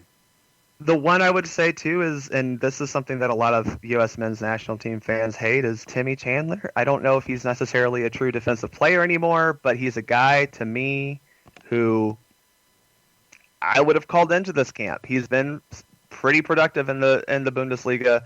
If he's someone who you're saying, hey, we want to have you come in for a Gold Cup next summer, is that a bad thing? I don't know. I just feel like he warranted a call-up just to kind of see. I also felt that way about Aaron Johansson, but that wasn't going to happen either. So, I think that the two wide fullback positions are still up in the air, both sides for different reasons. You could see a surprise. Dest is playing on one side, and I think you could see a surprise for the other. It's not open season completely, but Robinson hasn't locked it down. Cannon hasn't locked it down. Does that open up a door for somebody younger? I mean, if we're talking Vines, Gasper, Bello, I don't think there's a lot of difference between those three even today. I think Bello has the most upside of the three, and he's the youngest too. So, I mean, that's kind of understandable. So I'm okay with that. Chandler, I mean, you know what you're going to get, I think, if you have to bring him in for a Gold Cup, if one of these young guys don't lock it down. And that's going to be really interesting to watch. That battle, the battle up top, to me, is going to be interesting to watch because, I mean, Greg went with no forward, really, in the last one. What does he do today? Because you have Josh Sargent, you have Josie Altidore, you have Johansson, you have Soto, you have Giacchini. I mean, we've got so many different names, but if you had a match tomorrow that was must win, who starts as the number 9? I have no idea. Well, the question is who's healthy. Also true. Fair enough. Because for me, it's still Josie Altidore is the best striker we have, but Josie Altidore hasn't been healthy for a decade, it feels like. I've said that we started the show in the beginning of 2017. I've said that same line all the way through maybe this summer, where I'm kind of at the point now where is he ever going to be healthy again to be that guy you can count on? And I've age is not on his side. No, I've opened the door more. I've always said must win game. He's healthy, he plays. Now it's maybe not, but I don't know who the answer is. Well, so looking specifically at this camp, I was, if you follow me on Twitter, which you can, at BartimusPrime19, nicely done. Irate at the fact that we were playing a false 9. And the reason was, why? I think that I was like, what is the purpose? Like, these friendlies, I think Greg Berhalter... Is he getting too cute? Is he just thinking... Okay, so I think the reason Berhalter did this was because he truly didn't have time to train Sebastian Soto or Nico Gioacchini in his system, right? The capital T, capital S, trademark the system. There you go. Which is a legitimate, I get his point. You had 2 training sessions with this team before the match. One of them was probably a good training session, but they probably weren't heavily focused on actually tactical stuff. Just because you didn't have time. I think his reasoning was, I don't really know if I can trust these two to do that, which I think is bullshit, to be quite honest. I think that's the point of having... Sorry. It just bothered me because it seemed like these friendlies are supposed to be experimentations, right? Like, you're supposed to be looking at something and experimenting, saying, okay, does this work? Anthony Robinson was an experiment. It was. It was supposed to be a more... hopefully you expected the outcome a little bit better. But that was an experiment. Yunus Musa a little bit was an experiment, right? Like, how does he actually fit in with this midfield trio? Why was the experiment taking Sebastian Lletget, who, by the way, have zero bad things to say about Sebastian Lletget? Yeah. If he is in your starting 11 for the U.S. men's national team going forward on a consistent basis, that's not a bad thing. But if he's starting at the number 9 position consistently going forward, then I have a problem. Yeah. Which was, again, the issue. It's like, okay, so you just pulled one from a fan's perspective, as people who have definitely thought, Greg Berhalter can't stay off his MLS drug. It was like, okay, Josh Sargent has to stay with Werder Bremen. You bring in Sebastian Lletget. Of all the people you could have brought in, you brought in that guy, which was annoying for me because I wanted Aaron Johansson in. I feel like that was a better replacement for Sargent. Mm-hmm. You bring in Sebastian Lletget, whatever, fine. Again, great player. I have been very happy with every performance he's had for the U.S. men's national team. But then you start him, okay, fine, whatever. Then you start him at a position that he has never really played before, and in a position that you haven't really used in this way. So what is the purpose of that experiment? What is the purpose of this trial on the field when you have two guys who are 20 sitting on your bench who, sure, they're not like high on the depth chart at striker, but that's because you haven't seen them. And it just gives it again reemphasizes the fact that Greg Berhalter sometimes thinks too much. And I think this was a case of him thinking, well, I just don't know if they can execute the game plan the way we'd want it. And my response would be, who cares? It's a friendly. Worst case scenario, they look really bad for 45 minutes. You take them off, you try another one. And I do think that'll happen today. I think he has clearly stated he'll play a striker. So I think Gioacchini should start today. I would like Soto and Gioacchini to at least I'd like to see 45 and 45. I think that's a worthwhile experiment for both. But the false 9 was infuriating to me on Thursday because it was so unnecessary. And so I don't feel like there was an actual goal to it. I think it was just, well, we have to play this. And, I mean, did it hurt the team? Meh. We didn't score. I don't know if a striker would have really helped to score against Wales that was so compact, but it was just frustrating. All right, so let me go in between the sticks here for a second. And what do you think about Zach Steffen / his distribution / bringing in other keepers into a camp and probably not playing them all in this match today? It's like it almost seems like a self-defeating purpose if you're not going to have somebody else in there other than Steffen. Well, let me put my Jess Charman hat on and join the goalkeeper union here for a second. So for me, as a goalkeeper, I've always said that, honestly, shot stopping is like the third most important thing you do. That's probably a little bit of hyperbole, but if you're having to stop a lot of shots in a match, that's probably not good. Your team's got bigger problems. Yeah. Yeah. Zach Steffen is a great shot stopper. He always has been. He has learned to control his area a lot better over the years. I think especially going to Germany, much better on crosses, much better controlling his back line. That's because he was young. Again, goalkeepers learned this throughout the years.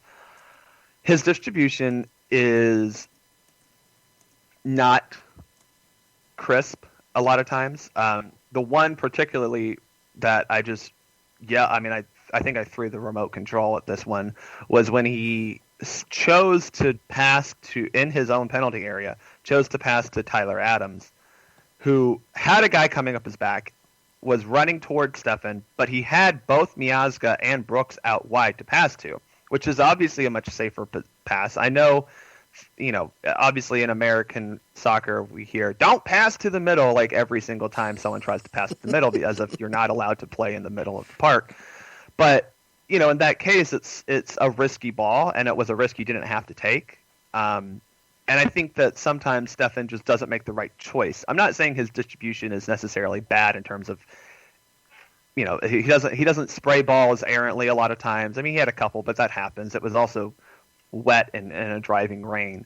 But sometimes his choices are just not there, and that's something that, if your Berhalter has to concern you, because we've seen a history of this with Zach Steffen. I personally am not a fan of the fact that Steffen was the anointed number one, and hasn't really seen anyone challenge him for that. And I think that is a legitimate criticism of Berhalter. It was like, well, Zach Steffen, here you go. And I've been an Ethan Horvath fan for a while, and the guy has like 5 caps under Berhalter, and it seemed like those were throwaway. I mean, no offense to Brad Guzan, but he has more appearances under Berhalter, I think, than Horvath, and Radas is exactly trending in the right direction age-wise. I would love to see Ethan Horvath play today. I think that it's worthwhile. Again, it's an experiment worth taking. It's someone who has been. I mean, he has 1,100 minutes logged in Europe. That's a lot. He's been at Club Brugge for almost half a decade now, maybe more. Yeah, he hasn't been starting, but I still think he should be playing more, because we haven't seen if he truly can execute the Berhalter system. And we have seen that Steffen struggles with that at times. So I would like to see Horvath play a little bit more, and I think this was the camp to do it. Yeah, that would be my only pushback, is that he hasn't been playing as much lately on Horvath. But there's other goalkeepers that I think doesn't either. Exactly, very good points. Very lately, I think with the move back to Manchester City, that's going to become a question for Zach Steffen. But you broke it down to a degree that I think is really important, because we've talked about Steffen's distribution on the show, and it's something that concerns me in playing the way you want to play. The errors that he has made, and I think you're right. It's not a technique issue. It's a decision-making issue. And does that get cleared up? And it doesn't if you're not playing. It can't get cleared up if you're not playing. Right. Because technique, you can do repetition, you can work on the training pitch, all that's fine. Decision-making gets better from playing and having to do these things under intense competition. And if he's not playing, it's only going to get worse. Mm-hmm. That's a big problem. That's why you'd like to see him play more at City, because they play a style that, Berhalter, I don't think he would hide the fact that he would model a lot of things after Pep Guardiola does. No, nothing wrong with that. They're very, very similar, and Steffen would have to play out of the back and have to make decisions on who to pass to and when if he were playing more. Not that he's not playing. I mean, he's clearly the cup goalkeeper. That's fine. Whatever. It is just a little bit unsettling as a men's national team fan to see that we do not have a starting number one at a club in Europe anymore. And we had that for a very long time. We had several. We had with Tim Howard and Brad Guzan. They were number 1 and 2, and they were the starters at their club teams, and pretty decent clubs. We don't have that right now, and I don't think that has anything to say about the quality of the keepers we have, because I think Zach Steffen would be a starter at a lot of places outside of Manchester. And I think he and Horvath should be exploring that option. But at the same time, Manchester City, why would you leave? So yeah, that's a tough one. All right, let's look forward a little bit. So the game today is important. It'll be the last time for a while that Greg Berhalter will see the European guys, it appears. Because it sounds like there's going to be a December camp that'll be outside of FIFA windows. And Mexico's done this recently. Guatemala's done it. Nicaragua's done it. You've got CONCACAF teams that have played outside of FIFA windows, that have most of their players domestically, that could set up a game with you. So you could play with MLS guys who have been eliminated from the postseason by that point. You can take a look at your Sam Vines, your Chase Gaspers, your Hassani Dotsons, players like that have been on the fringes or outside of the situation. You get a chance to look, because you're making up for lost time. You basically lost a year of getting a chance to see some of these guys, because you don't have a lot of time between now and competitive matches. It is December if you squeeze that in. It is January, which we can assume there might be something in there. And then, and this is something Berhalter talked about with media availability, you can only count on 4 games in 2021 before the start of World Cup qualification. Honestly, before the start of the Gold Cup, you might not have European guys for that on a complete universal basis. 2 friendlies in March, CONCACAF Nations League finals in June, Gold Cup, who knows what you have in July, and then you're in qualifying. Yep. So you got to take what you can get. What has to be better for this team to qualify? Because they didn't last time. What has to change under Berhalter right now? Well, okay, so let me break down a few things, and I think the first would be something that Jason, you and I would agree with, and I think John as well. Like the not qualifying for the 2018 World Cup was about the most unfortunate, cataclysmic collide of circumstances that would have never happened before. And I am still very mad at Mexico for not paying us back for that 2014 Sanssouci moment that they didn't give to us. Yeah, you didn't take care of business when you needed to against Trinidad and Tobago, but you also had a ball go off the back of Memo Ochoa's head, and you had a ball that didn't go in the goal or did go in the. Forget that exact sequence. It didn't go in, but it was given a goal for Panama. Didn't go in, but did go in. It was everything that bad that could have happened to you did, on top of the fact that you dropped points at home to both Mexico and Costa Rica. You only took 1 point off of those two the entire cycle.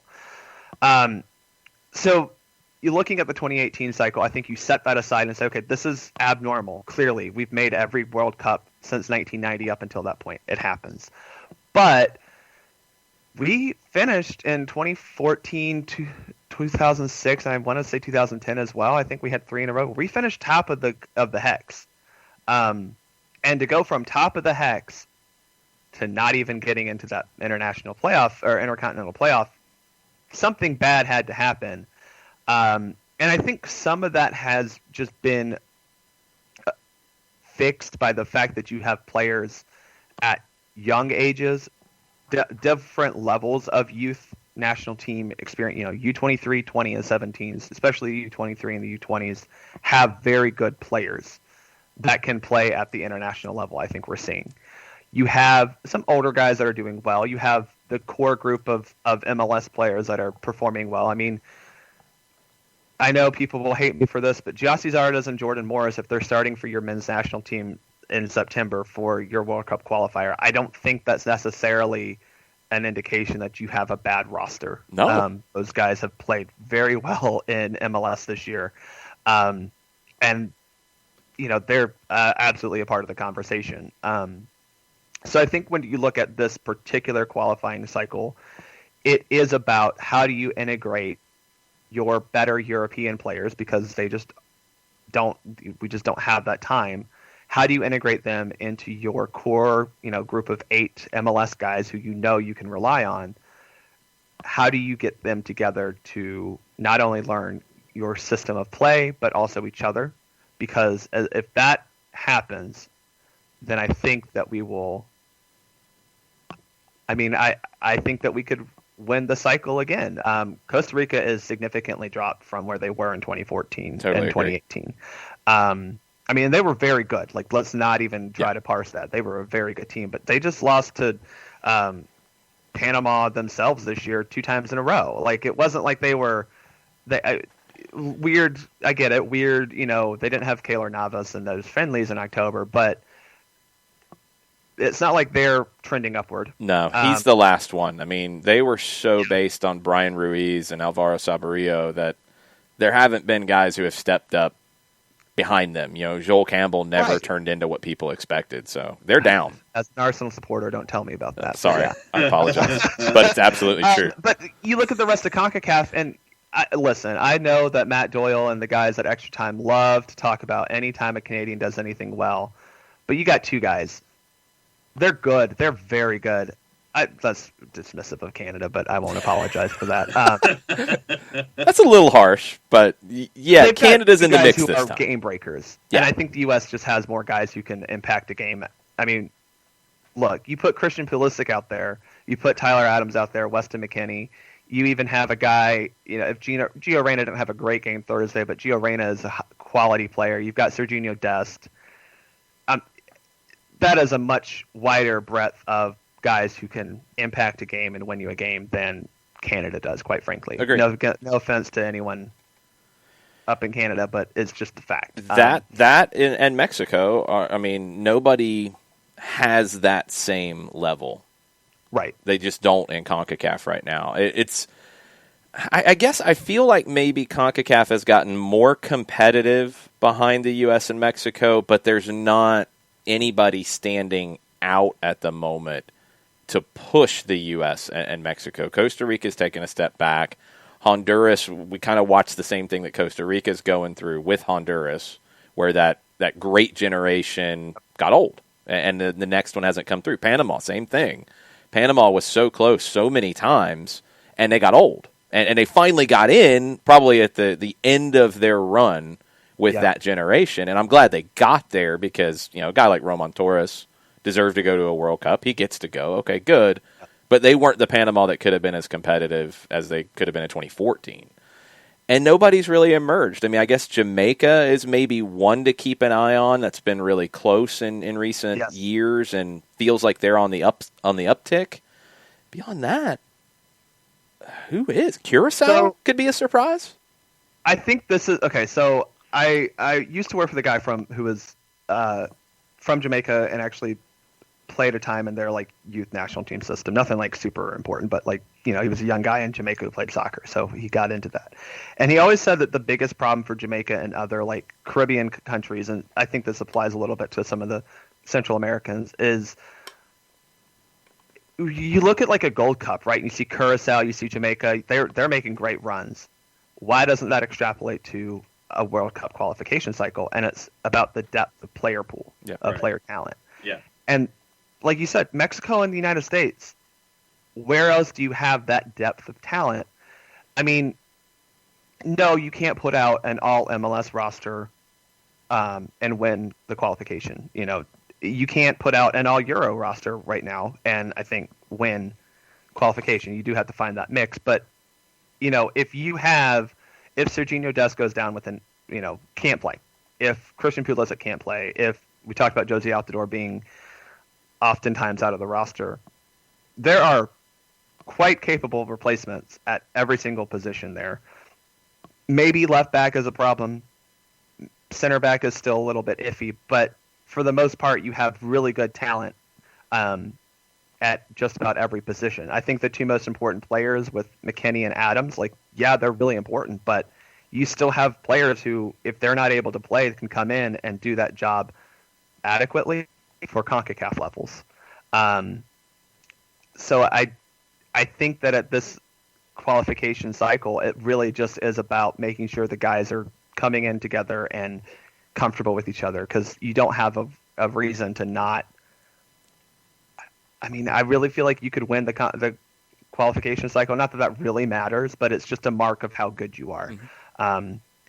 And we'll see that on display this summer when you have nations. I mean, you have a U20 World Cup in May.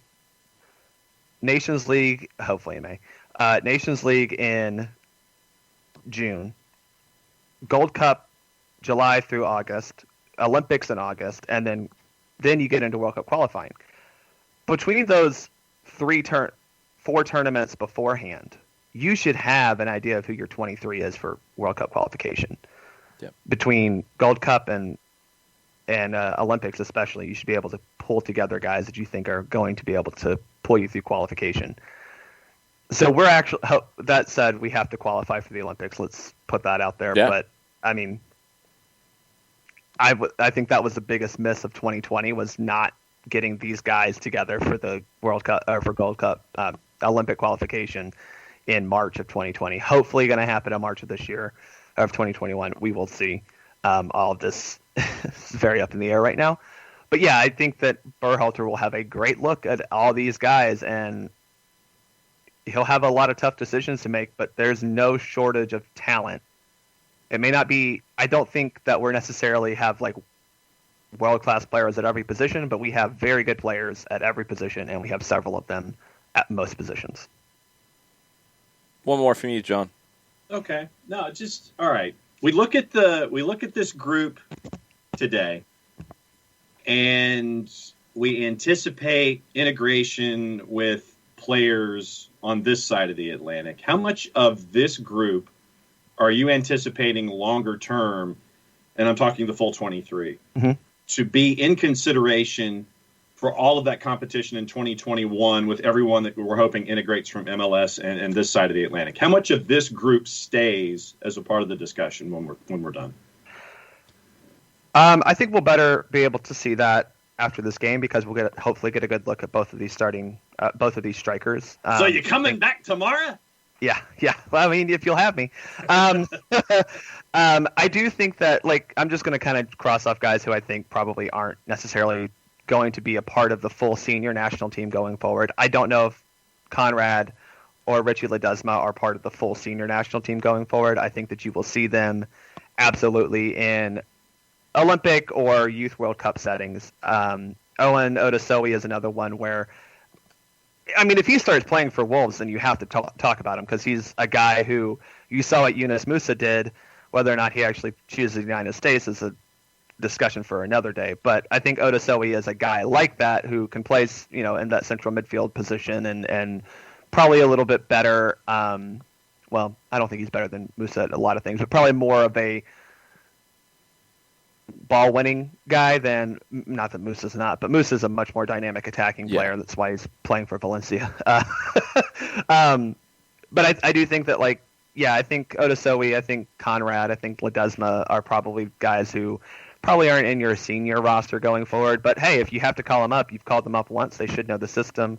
I actually do think that Johnny is a guy who I hope we see him today. I hope he gets a full 45 today because I think he's a guy who he's on this side of the hemisphere, right? Mm-hmm. So that is a legitimate concern for a lot of these competitions. But why would he not be a guy who can start at the 6 in your Gold Cup roster? I think that would be a really fun experiment to try out next summer. I think that he is someone who absolutely should be considered because we don't have a whole lot of guys who are truly in that position right now. I think Gioacchini and Soto, it just depends on how they perform today. They are both playing in second divisions in countries. I mean, I think Ligue 2 is fine, but when you talk about second divisions and they're just, you have other options. That's just where I look at them is they need to prove a little bit more that they're at that level, and today should be a good day for that, but they can also do that in their domestic league. But I think everyone else is pretty much in consideration, honestly, because you have so many tournaments and you're going to need bodies. You stole my bold prediction on Johnny. I think Johnny's the player who we might be talking about the most coming out of these two games. What is your bold prediction going into today? The thing that we'll look back at when we get into the Nations League matches in June and say, Bart told us that back in November. Weston McKennie will emerge as a legitimate goal-scoring threat. I think we've seen that on occasion, but I think that for this team and this system, Weston McKennie is a guy who can get you a lot of goals. Maybe not a lot, like 20, but he's going to get you a couple goals a year, to be quite honest. I think that you'll see that. And especially you look at next summer when you have about 27 games, not guaranteed, but you have, multiple, let's see, if you go through Nations League is 2, you have at least 3 in the Gold Cup, you have 2 for the September qualifying. That's, he might get you 2 or 3 goals over that time period, not even considering if you go far in a Gold Cup. So I think that Weston McKennie can emerge as a legitimate goal-scoring threat for this team because he loves a good late arriving run into the box, and that can be really beneficial with a guy like Serginho Dest whipping in crosses or a number 9 who is able to play off of him. All right, I'm sure you're going to be tweeting throughout the match. Let everybody know again where they can find you. So you can find me at Barnabas Prime 19. Hopefully I don't have to yell at Greg Berhalter before the match. But, hopefully we're not playing a weird false 9 situation. We'll keep an eye on your feed starting about 1:30. Yeah, when that 11 comes out. That was the thing, too, is they released this 11, and it was like, okay, I get it. Sebastian Lletget starting up that, dual number 8, fine. Nico Gioacchini, cool, let's see him up top. And then they switched it on us, and it was like, yay, Yunus Musa. Wait, what? Yeah, it got weird. They were a little out of practice, I guess, with their graphics. I just had this vision of Bart just grabbing the brim of his hat just now. it was frustrating. I think I was not the only U.S. men's national team Twitter person to be beside themselves with that. But yeah, you can visibly frustrated and keyboard banging. Oh yeah, it was definitely it was a head scratcher. I think we'll have plenty to talk about U.S. men's national team wise here for a while, so we'll have you back here soon, and you'll be writing as well on soccerdownhere.net about different things that pop up. This December camp's kind of fascinating to me. I'm really curious to see what it looks like. I am too, because, and again, this is a little bit of the why can't Berhalter just let the MLS guys be? But if you have this camp and then you have your January camp, I think you really have to look at one being a camp that is very specifically for U23 Olympic guys, because they're not going to have a lot of time to train together before hopefully Olympic qualifying in March. And to be fair, hopefully a lot of your MLS call-ups are guys who are in that U23 kind of fix. I mean, Miles Robinson is still in that. Mm-hmm. Obviously, George Bello is in that.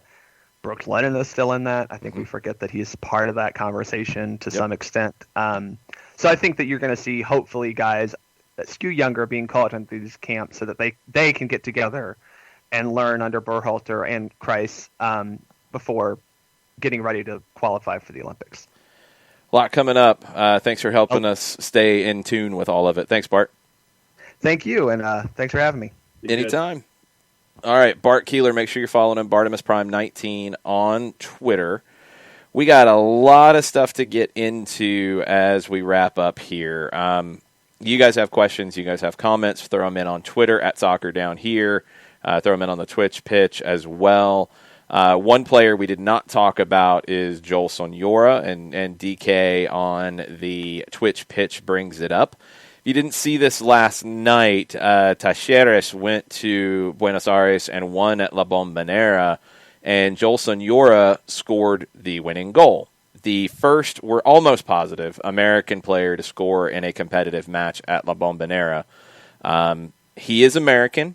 He was born in the United States. His father was a Boca legend. Joel and his brother Alan both play in Argentina. He's a player I think you have to consider. He is shown, and this is a team just in general, if you're looking for random teams to follow in Argentina, Talleres is a really fun one to watch. A lot of young talent. And they're getting significant minutes, and they play well. I mean, to go to Boca, and yes, there's no fans in the building. That changes the approach a little bit here. But to go to Boca and win, Talleres is a team to watch. Sonora is a team to watch, or a player to watch, and he could be part of one of those upcoming camps, I think.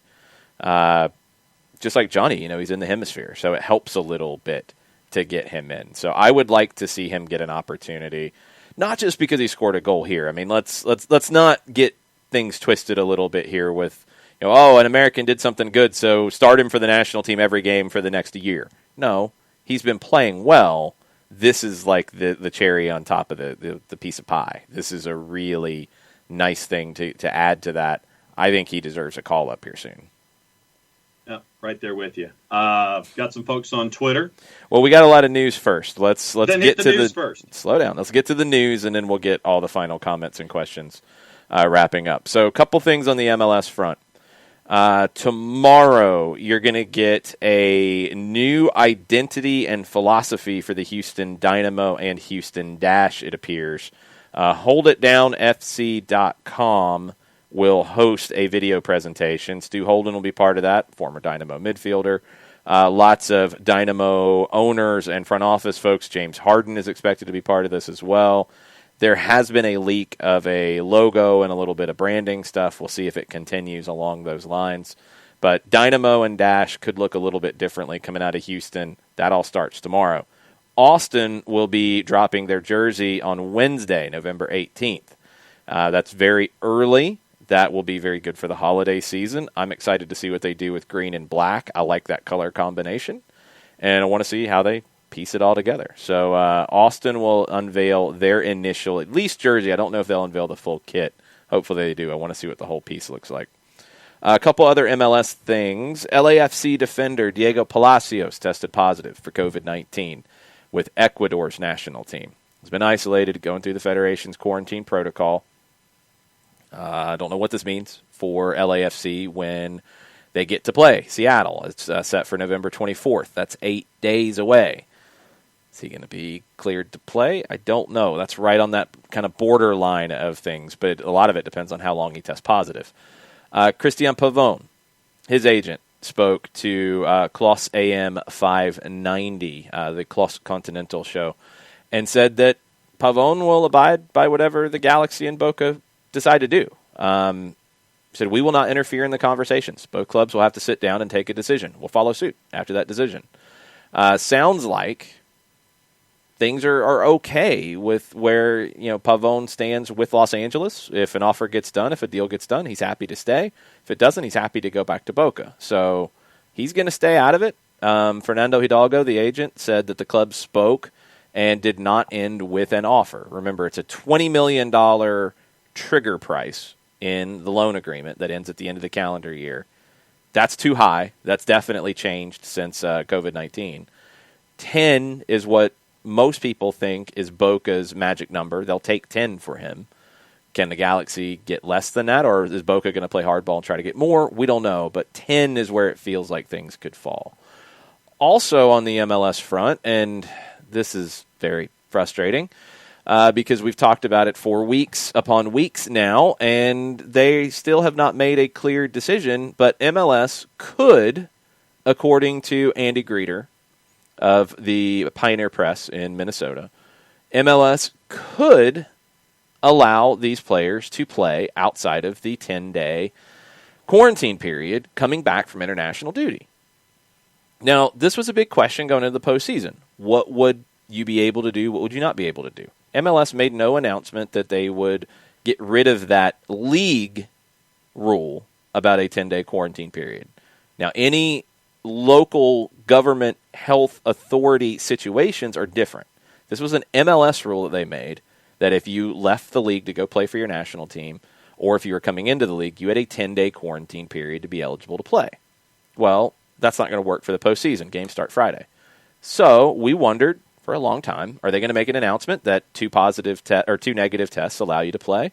Okay, do it. Announce something. It's Monday. Game's on Friday. We still don't have an announcement, and now we're getting speculation that maybe they'd be allowed to play.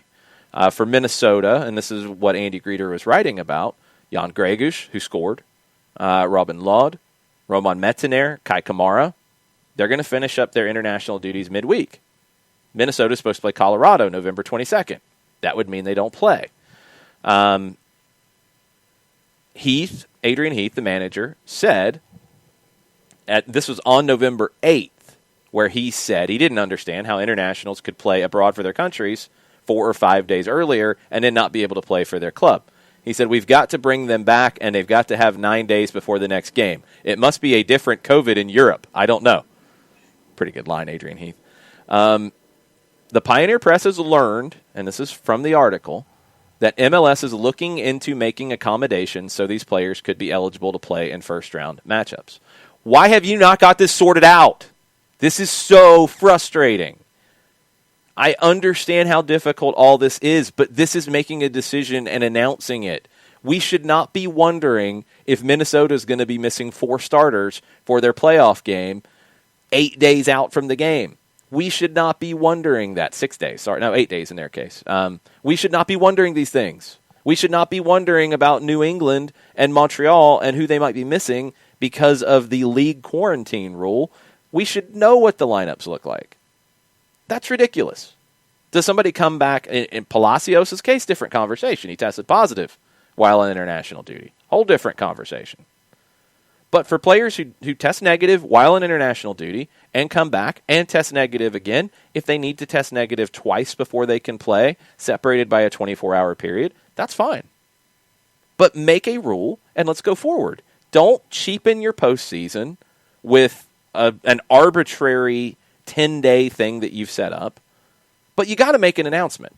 And it's really embarrassing that this is the conversation on Monday when the playoffs start on Friday.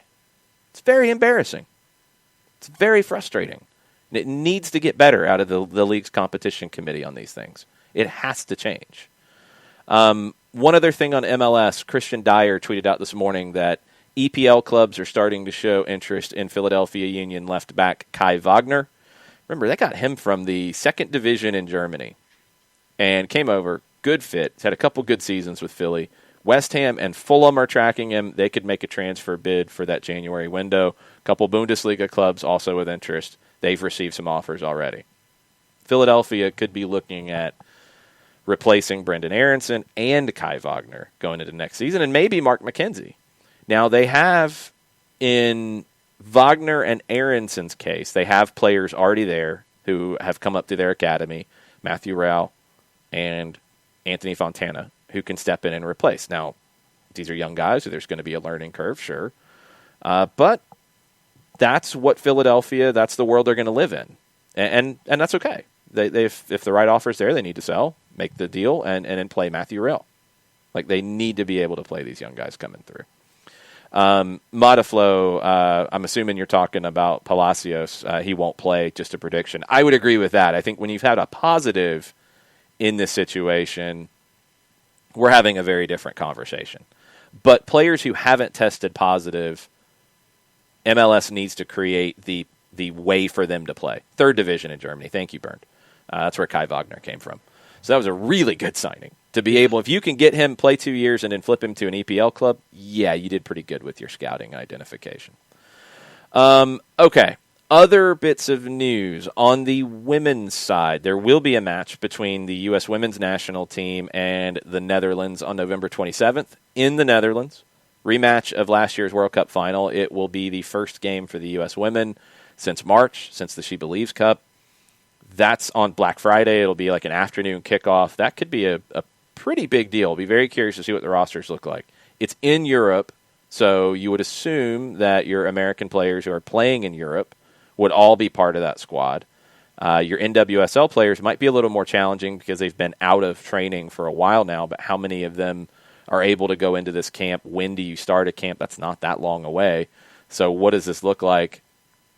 Interested to see, but that could be a big deal. I mean, it's a rematch of a World Cup final. That's pretty cool. November 27th, Friday afternoon match with the Netherlands. All right, other stuff going on around the world. In UEFA, Norway had to basically send in a B team.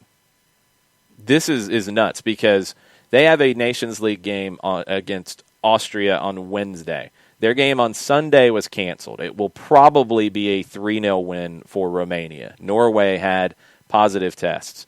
Norwegian players were on their way to the airport Saturday to catch a chartered flight to Bucharest to play Romania.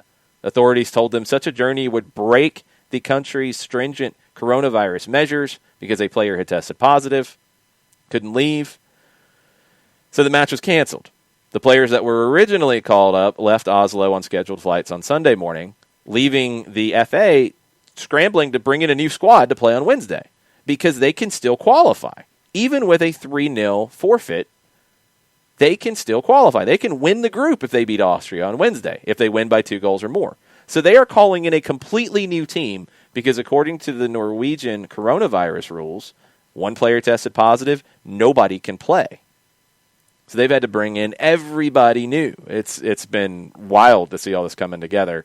That team should be announced by now and will be coached by their U21 boss in a game where they got to win by 2 or more. So that's going to be a wild one. Yep. Frank de Boer won a game. Got really quiet, didn't it? It's funny. Everybody was piling on, not watching the Netherlands play, but Frank didn't win. We could have told you that. Frank de Boer, he can't win. He won, and they scored a bunch of early goals, and they won 3-1 over Bosnia, and I didn't see anything said about it. Just saying. They looked pretty good in it. They scored early goals. Obviously a big difference. Jorginho Wijnaldum got 2 early goals. Frank gets his first win for the Netherlands. They're in fine shape with Nations League. Italy's missing about 20 players and their coach. They got a win over Poland 2-0. They're at the top of their Nations League group. And Belgium with a comfortable 2-0 win over England to strengthen their spot in Group A2. That did not look very good for England on the weekend. Not very impressive. Got to keep an eye on Argentina and Peru tomorrow. So it's in Lima.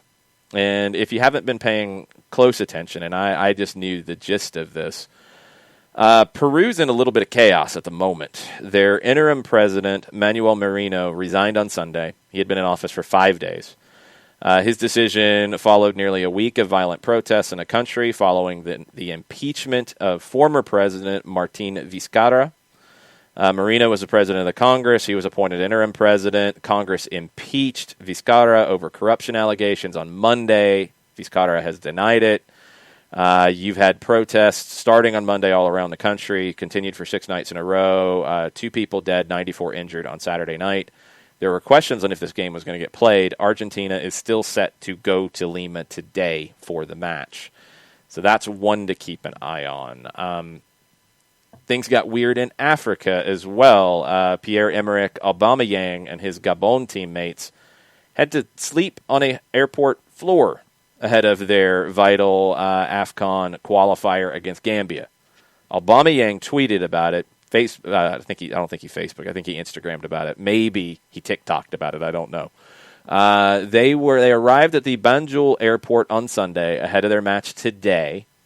They were told they were not allowed to leave the airport because of an administrative problem. They were forced to sleep on the floor before being allowed to leave in the morning after government intervention. No reason was given for not allowing the team to exit the airport and head to their hotel. And even by previous standards of gamesmanship in African football, this was unusual. Gabon's federation posted this on their Facebook page. Aubameyang posted on Twitter, "Nice job, CAF. It's as if we were back in the 1990s. Gabon is at the top of the group, 3 points ahead of Gambia. They're trying to get to the Nations Cup finals for the first time." That's a little screwy. Yeah. Talking about Norway real quick as it heads into this weekend, Derek Ray tweeted out that according to Norwegian and German press, the Norwegian players returning to Bundesliga clubs, Sorloth, Haaland, Jarstein, if they were to play this weekend, it would be a violation of Norwegian quarantine rules, potentially carrying fines and even prison. You're shaking your head. Why? Just, wow. Fines and even prison. That was what I was shaking my head at. Yeah, I mean, and they're saying it would apply in Germany. The players had to agree to this before being released to leave the country. And Derek also assumes that would be similar for Celtic players in Scotland and anybody else who's going to other countries. Obviously more to come before that, but yeah, that's the strict rules that Norway has. And can they enforce it if these players do these things outside of the country? I don't know. But that's going to be a big topic of conversation.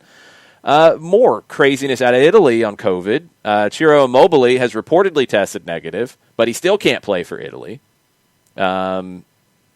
He's waiting the all clear. He might start against, again, they're missing 20 players. He might get to play, but there's this weird thing again with this N gene. So I guess in Europe, I've never heard it over here talked about with COVID tests, but in Europe, some labs check 2 genes for the identification of COVID. Some check 3. So he is testing positive for one of the genes, but the argument is that it is the gene that doesn't have anything to do with, transferring the virus to anybody else.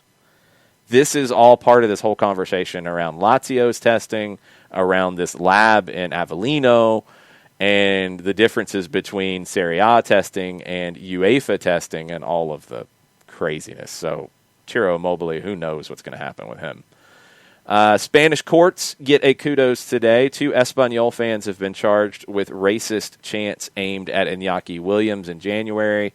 It's the first time anybody has been charged in the Barcelona court system over racist insults at a soccer match. That is a good precedent to set. Speculation on Sergio Ramos. Is he going to go back to Real Madrid? He's out of contract at the end of the year. He stepped out of a press conference today with Spain. A lot of that is linked to potentially not having a new deal done and knowing he's going to be asked about it. Reportedly, he wants 2 extra years. Madrid's only offering one. Now Sergio Ramos is getting linked with a move to PSG. PSG is linked to like everybody right now. Yeah. Yes. And they have the money to pretty much get whatever they want. So according to Marca, he was supposed to speak on Monday. He is not. Rodri will instead. Sergio Busquets injured with Spain. He's likely to miss Barcelona's big game this weekend with Atletico Madrid.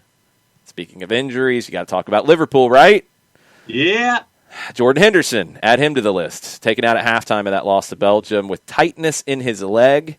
Gareth Southgate, the manager for England, said Jordan had a bit of tightness at halftime and felt he couldn't carry on.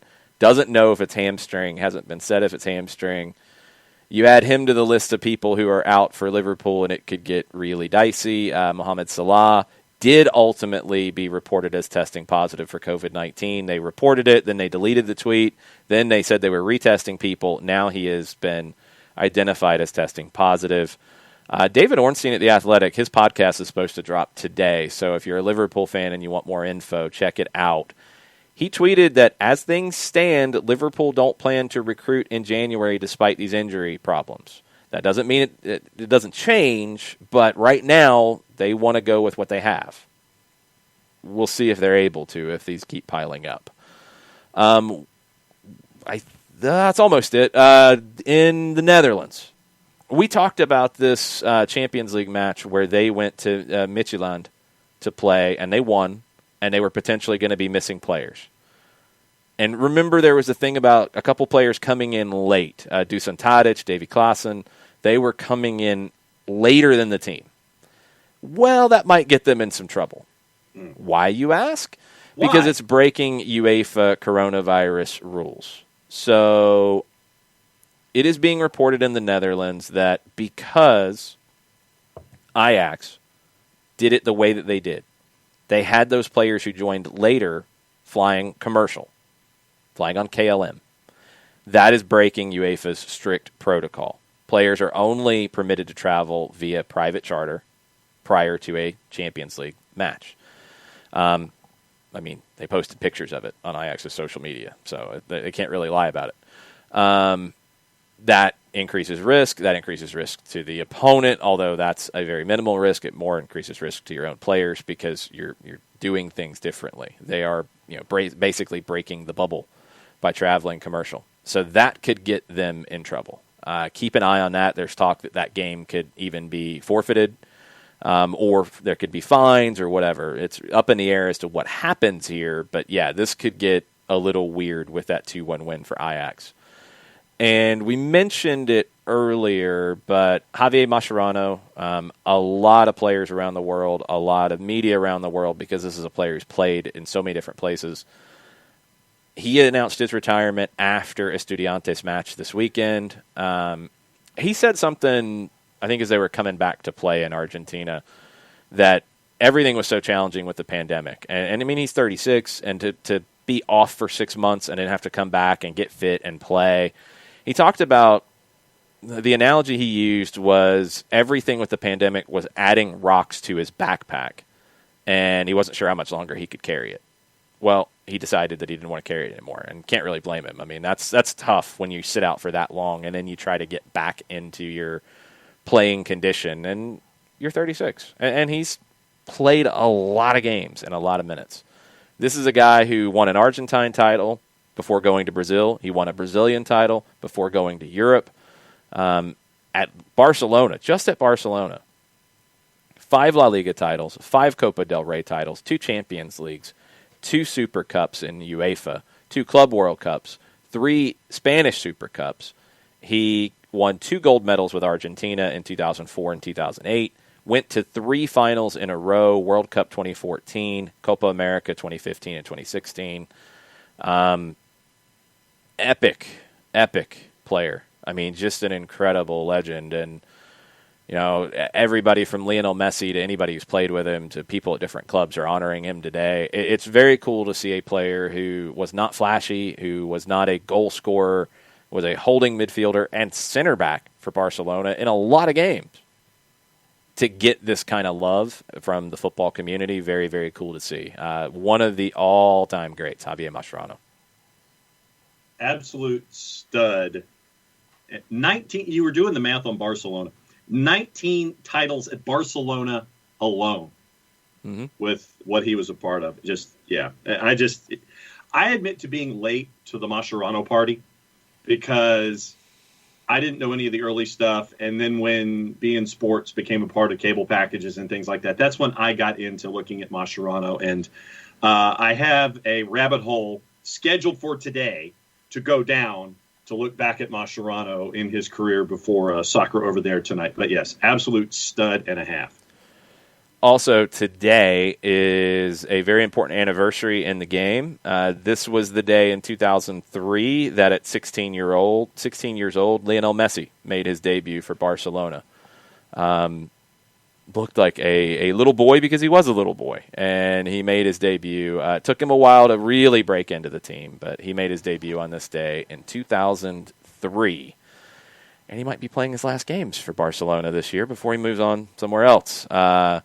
Victor Font, who's one of the supposedly the leading candidate for the Barcelona elections that are now being held for their vacant presidency, and it looks like those are going to be held on January 24th, which they got a lot of decisions to make before you get to that. Victor Font talked on a El Chiringuito TV show where he talked about Xavi coming in. I mean, he's already talking like that's a done deal. And he talked about how they wouldn't be able to bring Neymar back. One, about financials. He also said the way Neymar left, he wouldn't want to bring him back. They ain't bringing Neymar in. They can't pay for Neymar. They can't pay for Messi. They can't pay for what they have, yeah. It's far more likely that Messi goes to play with Neymar in Paris than Neymar going to Barcelona. So, whatever. They got stuff to figure out before they get to these elections on January 24th. So, if you're looking for a site to keep up with things on Barcelona, a really good Twitter account. It's in English. They break down all of the different things out of Barcelona. Hagrid FCB, Hagrid FCB. Great follow. Highly recommended. A couple hours ago, this came from the Fotballenslaget Twitter account, the official Twitter account for the Norwegian national football team. Norge reiser med et nytt lag til Østerrike ledet av Livgående Smerud. Her det utvalgt. No offense to our potential Norwegian listeners, but I don't think we have any. So why don't you translate, please? Bottom line is the lineup is out. Most of the players available for Norway's squad against Austria, 0 caps in senior national team, only junior team appearances.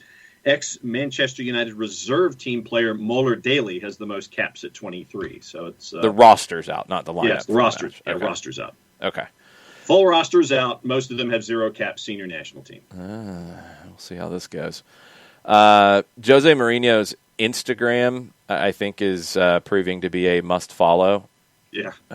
Jose posted a picture of him working out, and he said, "Amazing week of football. Great emotions in the national team matches. Superb friendlies and total safety. COVID test results after matches have been played. Randomers running on the pitch while team sessions are taking place. And much more." Hand on the chin emoji.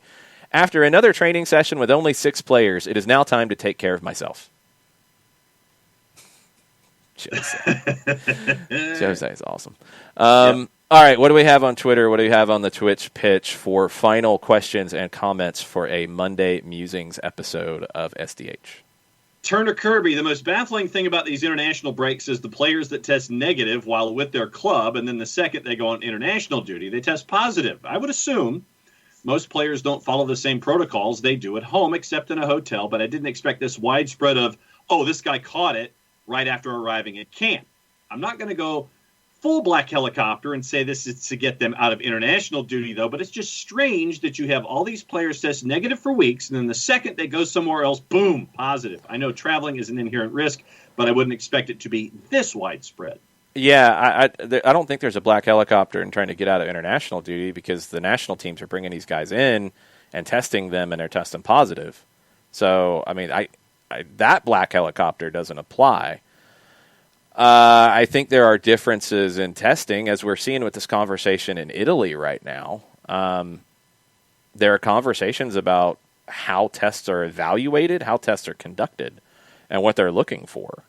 and this is way beyond any of the conversation I'm hearing about anything to do with testing in this country. So I really don't know how that Italian situation flies. But I would assume that some of these situations where players are testing negative at the club level and then positive with the national team testing that's done in a different place and done with maybe just a different look at the actual material you're getting. That's part of it. The other stuff, I don't know. I mean, the travel does bring risk into it. There's just no way around it. I don't think there's a solution anytime soon. I don't know, because you had to get these games done for a lot of reasons. I mean, South American World Cup qualifiers are vital to get played. The Nations League stuff, yes, I think it's less important, but you've sold it. You've got people that are expecting things out of it that have paid you money. So you got to do that. That's an issue. Going forward through the rest of the year, can you get through the rest of this? I mean, there was more good news today on the vaccine front. Hopefully, you can get to that point to where by the time we're talking about next summer, where we're talking about a Copa America, European Championships, a Gold Cup, we're in a different conversation. Maybe even by March, we're in a little bit different conversation. But I don't know. I mean, Burns says it's probably just different testing situation sensitivities for different labs. All that is absolutely a factor here. What is a passable amount of COVID in your system and what is not? I don't know, and I don't have the answer to that. So Burns says it means these guys all have had the virus, but doesn't show in all the tests. And that Italian situation is the one that, I wish I was more of a scientist here and understood exactly what that meant. Does that apply here? Does that come into some of these testing situations where players are testing positive for having it or have it in their system, but they don't have whatever this N gene is that means it can't be transferred? You get back to the conversation we had with the Boca players going to Paraguay and testing positive a period of time before where they were said to not be contagious by that stage. I don't know. I'm not a scientist, Jason Nix. I didn't study that in school. I'm sorry. I apologize. It's craziness, and it feels like we need to be scientists today and try to learn all this stuff. But I don't know. I don't think it's going to go away because there's not a uniform, universal test worldwide. So you're going to have different people look at tests differently, and you're just going to have to deal with the consequences of it. And you're going to have different laws in place. You have different countries in different situations with the virus. So Norway is like, we're not messing with this at all. Other countries are like, meh, whatever. So there's no real good answers here. And it's just going to be a challenge going forward. But I don't know. I don't know what the solution is until you have a vaccine and until you have the therapeutics that change it. I don't know how it really is a different situation than what we've had with Norway having to call up a B team, with groups of players being ruled out, with contact tracing being an element. I mean, I don't know. Yeah, I looked up the fact sheet for healthcare providers for the N gene detection test. It's a 3-page, very small print document from the FDA. Just to kind of get the lay of the land, and it says the N gene detection test has been designed to minimize the likelihood of false positive test results. However, it's still possible. The test can give a false positive even when used in locations where the prevalence is below 5%. And then it goes into risks and what it means if the specimen tests negative, and what it means if the specimen tests positive, and all the background when it comes to the N gene detection test. So the N gene detection test, the first part of what you said about the false positive. Say that one more time. The N gene detection test has been designed to minimize, and this is from the FDA, minimize the likelihood of false positive test results. That makes more sense. So that's the argument. Okay, now this makes more sense in terms of this Italian situation, and who knows if it applies to others. It is a more thorough test, essentially, to eliminate false positives. So it's supposed to be a more thorough test. The argument about the N gene, about testing positive for the N gene, is that has nothing to do with being contagious. So that's the back and forth. Is this lab that is doing the Lazio testing is like, yes, they've tested positive for the N gene. That shouldn't affect their ability to play. And UEFA, and it sounds like Serie A, is saying, well, yes, it does.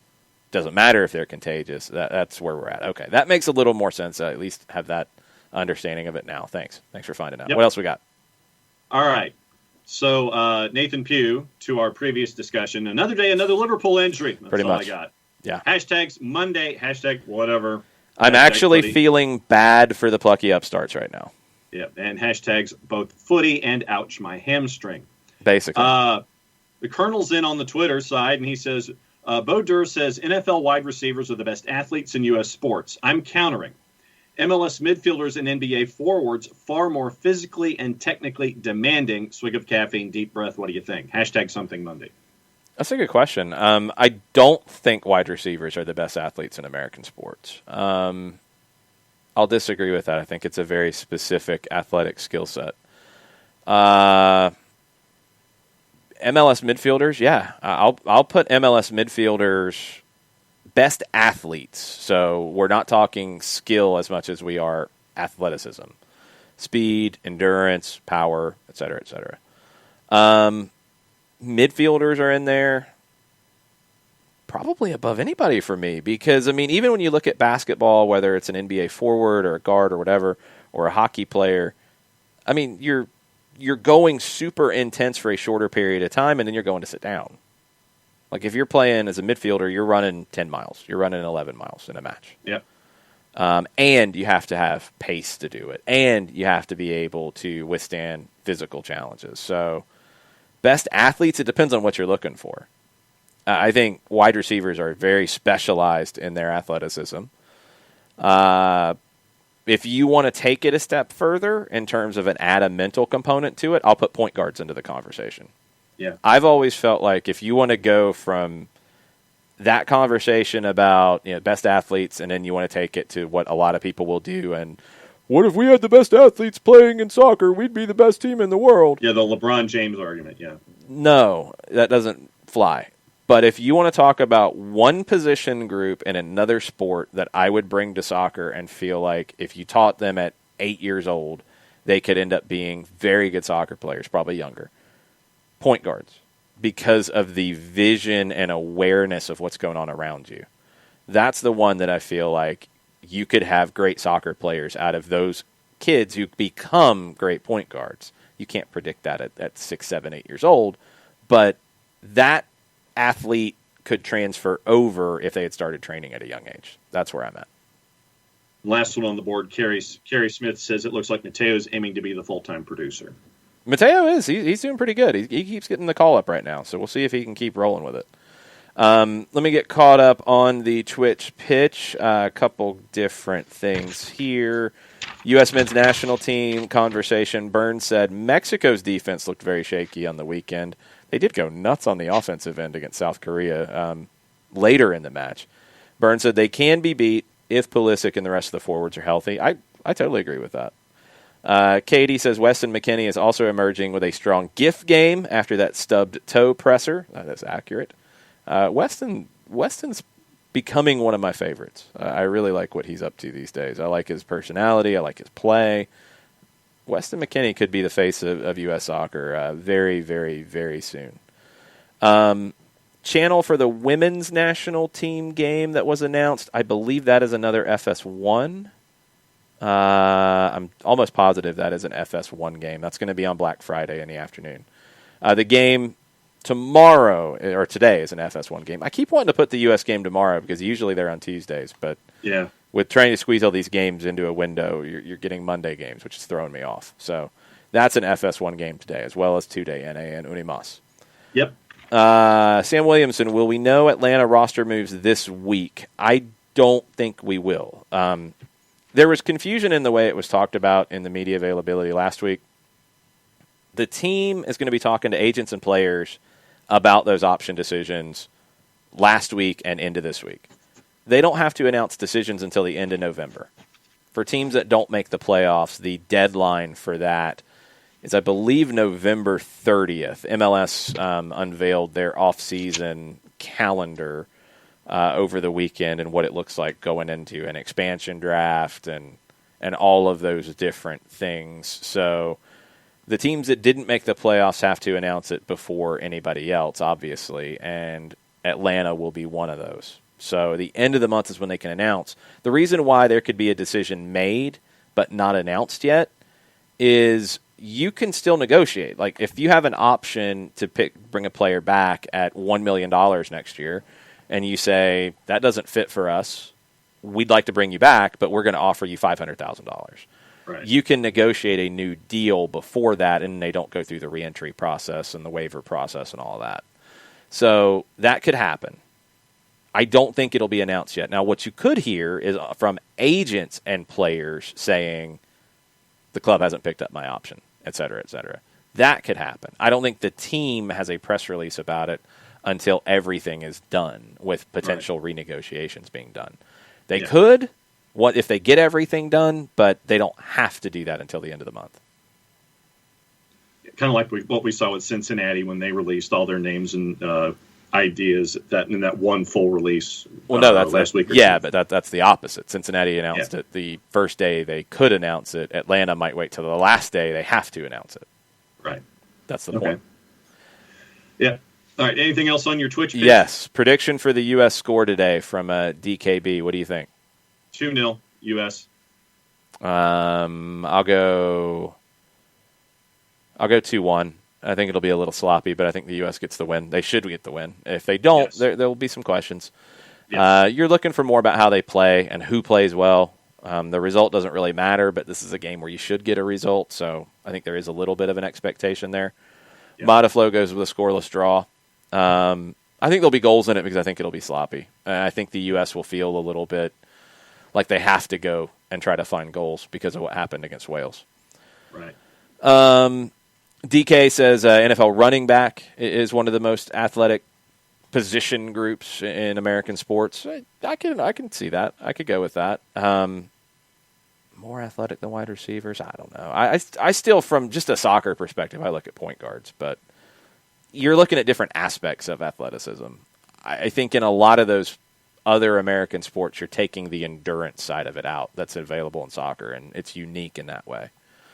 Byrne said, I somehow remember Liverpool said they wouldn't spend on transfers while player salaries are being reduced. Maybe they will play the year with young/academy players and punt on winning the Premier League. I wonder. It might depend on where they are in January. If they feel like we can win with what we have, maybe they don't. If they feel like we can win if we go make a move, maybe they do. There are a few players out there that are available on freeze right now. There could be some very inexpensive players available in January where it's not really a big, expenditure to go get somebody who can fill in the gap for 6 months. I think what they said before might not be applicable now. So let's get to January and see where that goes. Jason Nix goes 3-1 for the U.S. today. DK goes 1-0 for the U.S. I think if it's not a win for the U.S., I wonder if the positive vibes that came out of last week are completely flipped on their head for this week. I think so. I do too. I was a little surprised at how positive it was based off how it's been in other times. I think that could get whiplashed very, very, very quickly. John Arnold, his newsletter, Getting CONCACAF'd, is a vital subscription. It's free. He had a piece today about speaking with David Sakata of Diario Pro to get the Panamanian perspective. Go check that out. I don't want to take away from John's great content. It is absolutely worth the subscription. It's free. It's great resource for everything going on in CONCACAF. A lot of it was talking about how Panama is kind of coming into a new generation. Luis Tejada, Blas Perez, those guys are gone. Gabi Torres, who's playing in Ecuador, he is still there, and he'll be a big part of this going forward. But you're kind of waiting to see the next generation from Panama emerge. So, again, this is a game the U.S. should win. Their players are playing in better places than the Panamanian players. On paper, they should win. Do they? We'll have to wait and see. Yep. All right. Right there with you. So we will talk about the U.S. game tonight on Soccer Over There. We'll talk about... I'll wear my jersey tonight. Okay. Well, if they lose, you're not going to wear your jersey because then they lost. Soccer Over There tonight, 7 o'clock. We'll talk all about that game. We'll talk about other games from today. We'll talk about other league games as we get back into a league format for the weekend. We'll also look at the rest of the games during this international window with some big Nations League games with the CONMEBOL qualifiers tomorrow, all kinds of stuff. That's at 7 tonight. You can watch on Twitch. You can listen on the app. You can listen as a podcast later. You can also listen at soccerdownhere.net. That'll do it for this morning. Thanks for listening. Thanks for hanging out. Mucho platiel. Mucho platiel.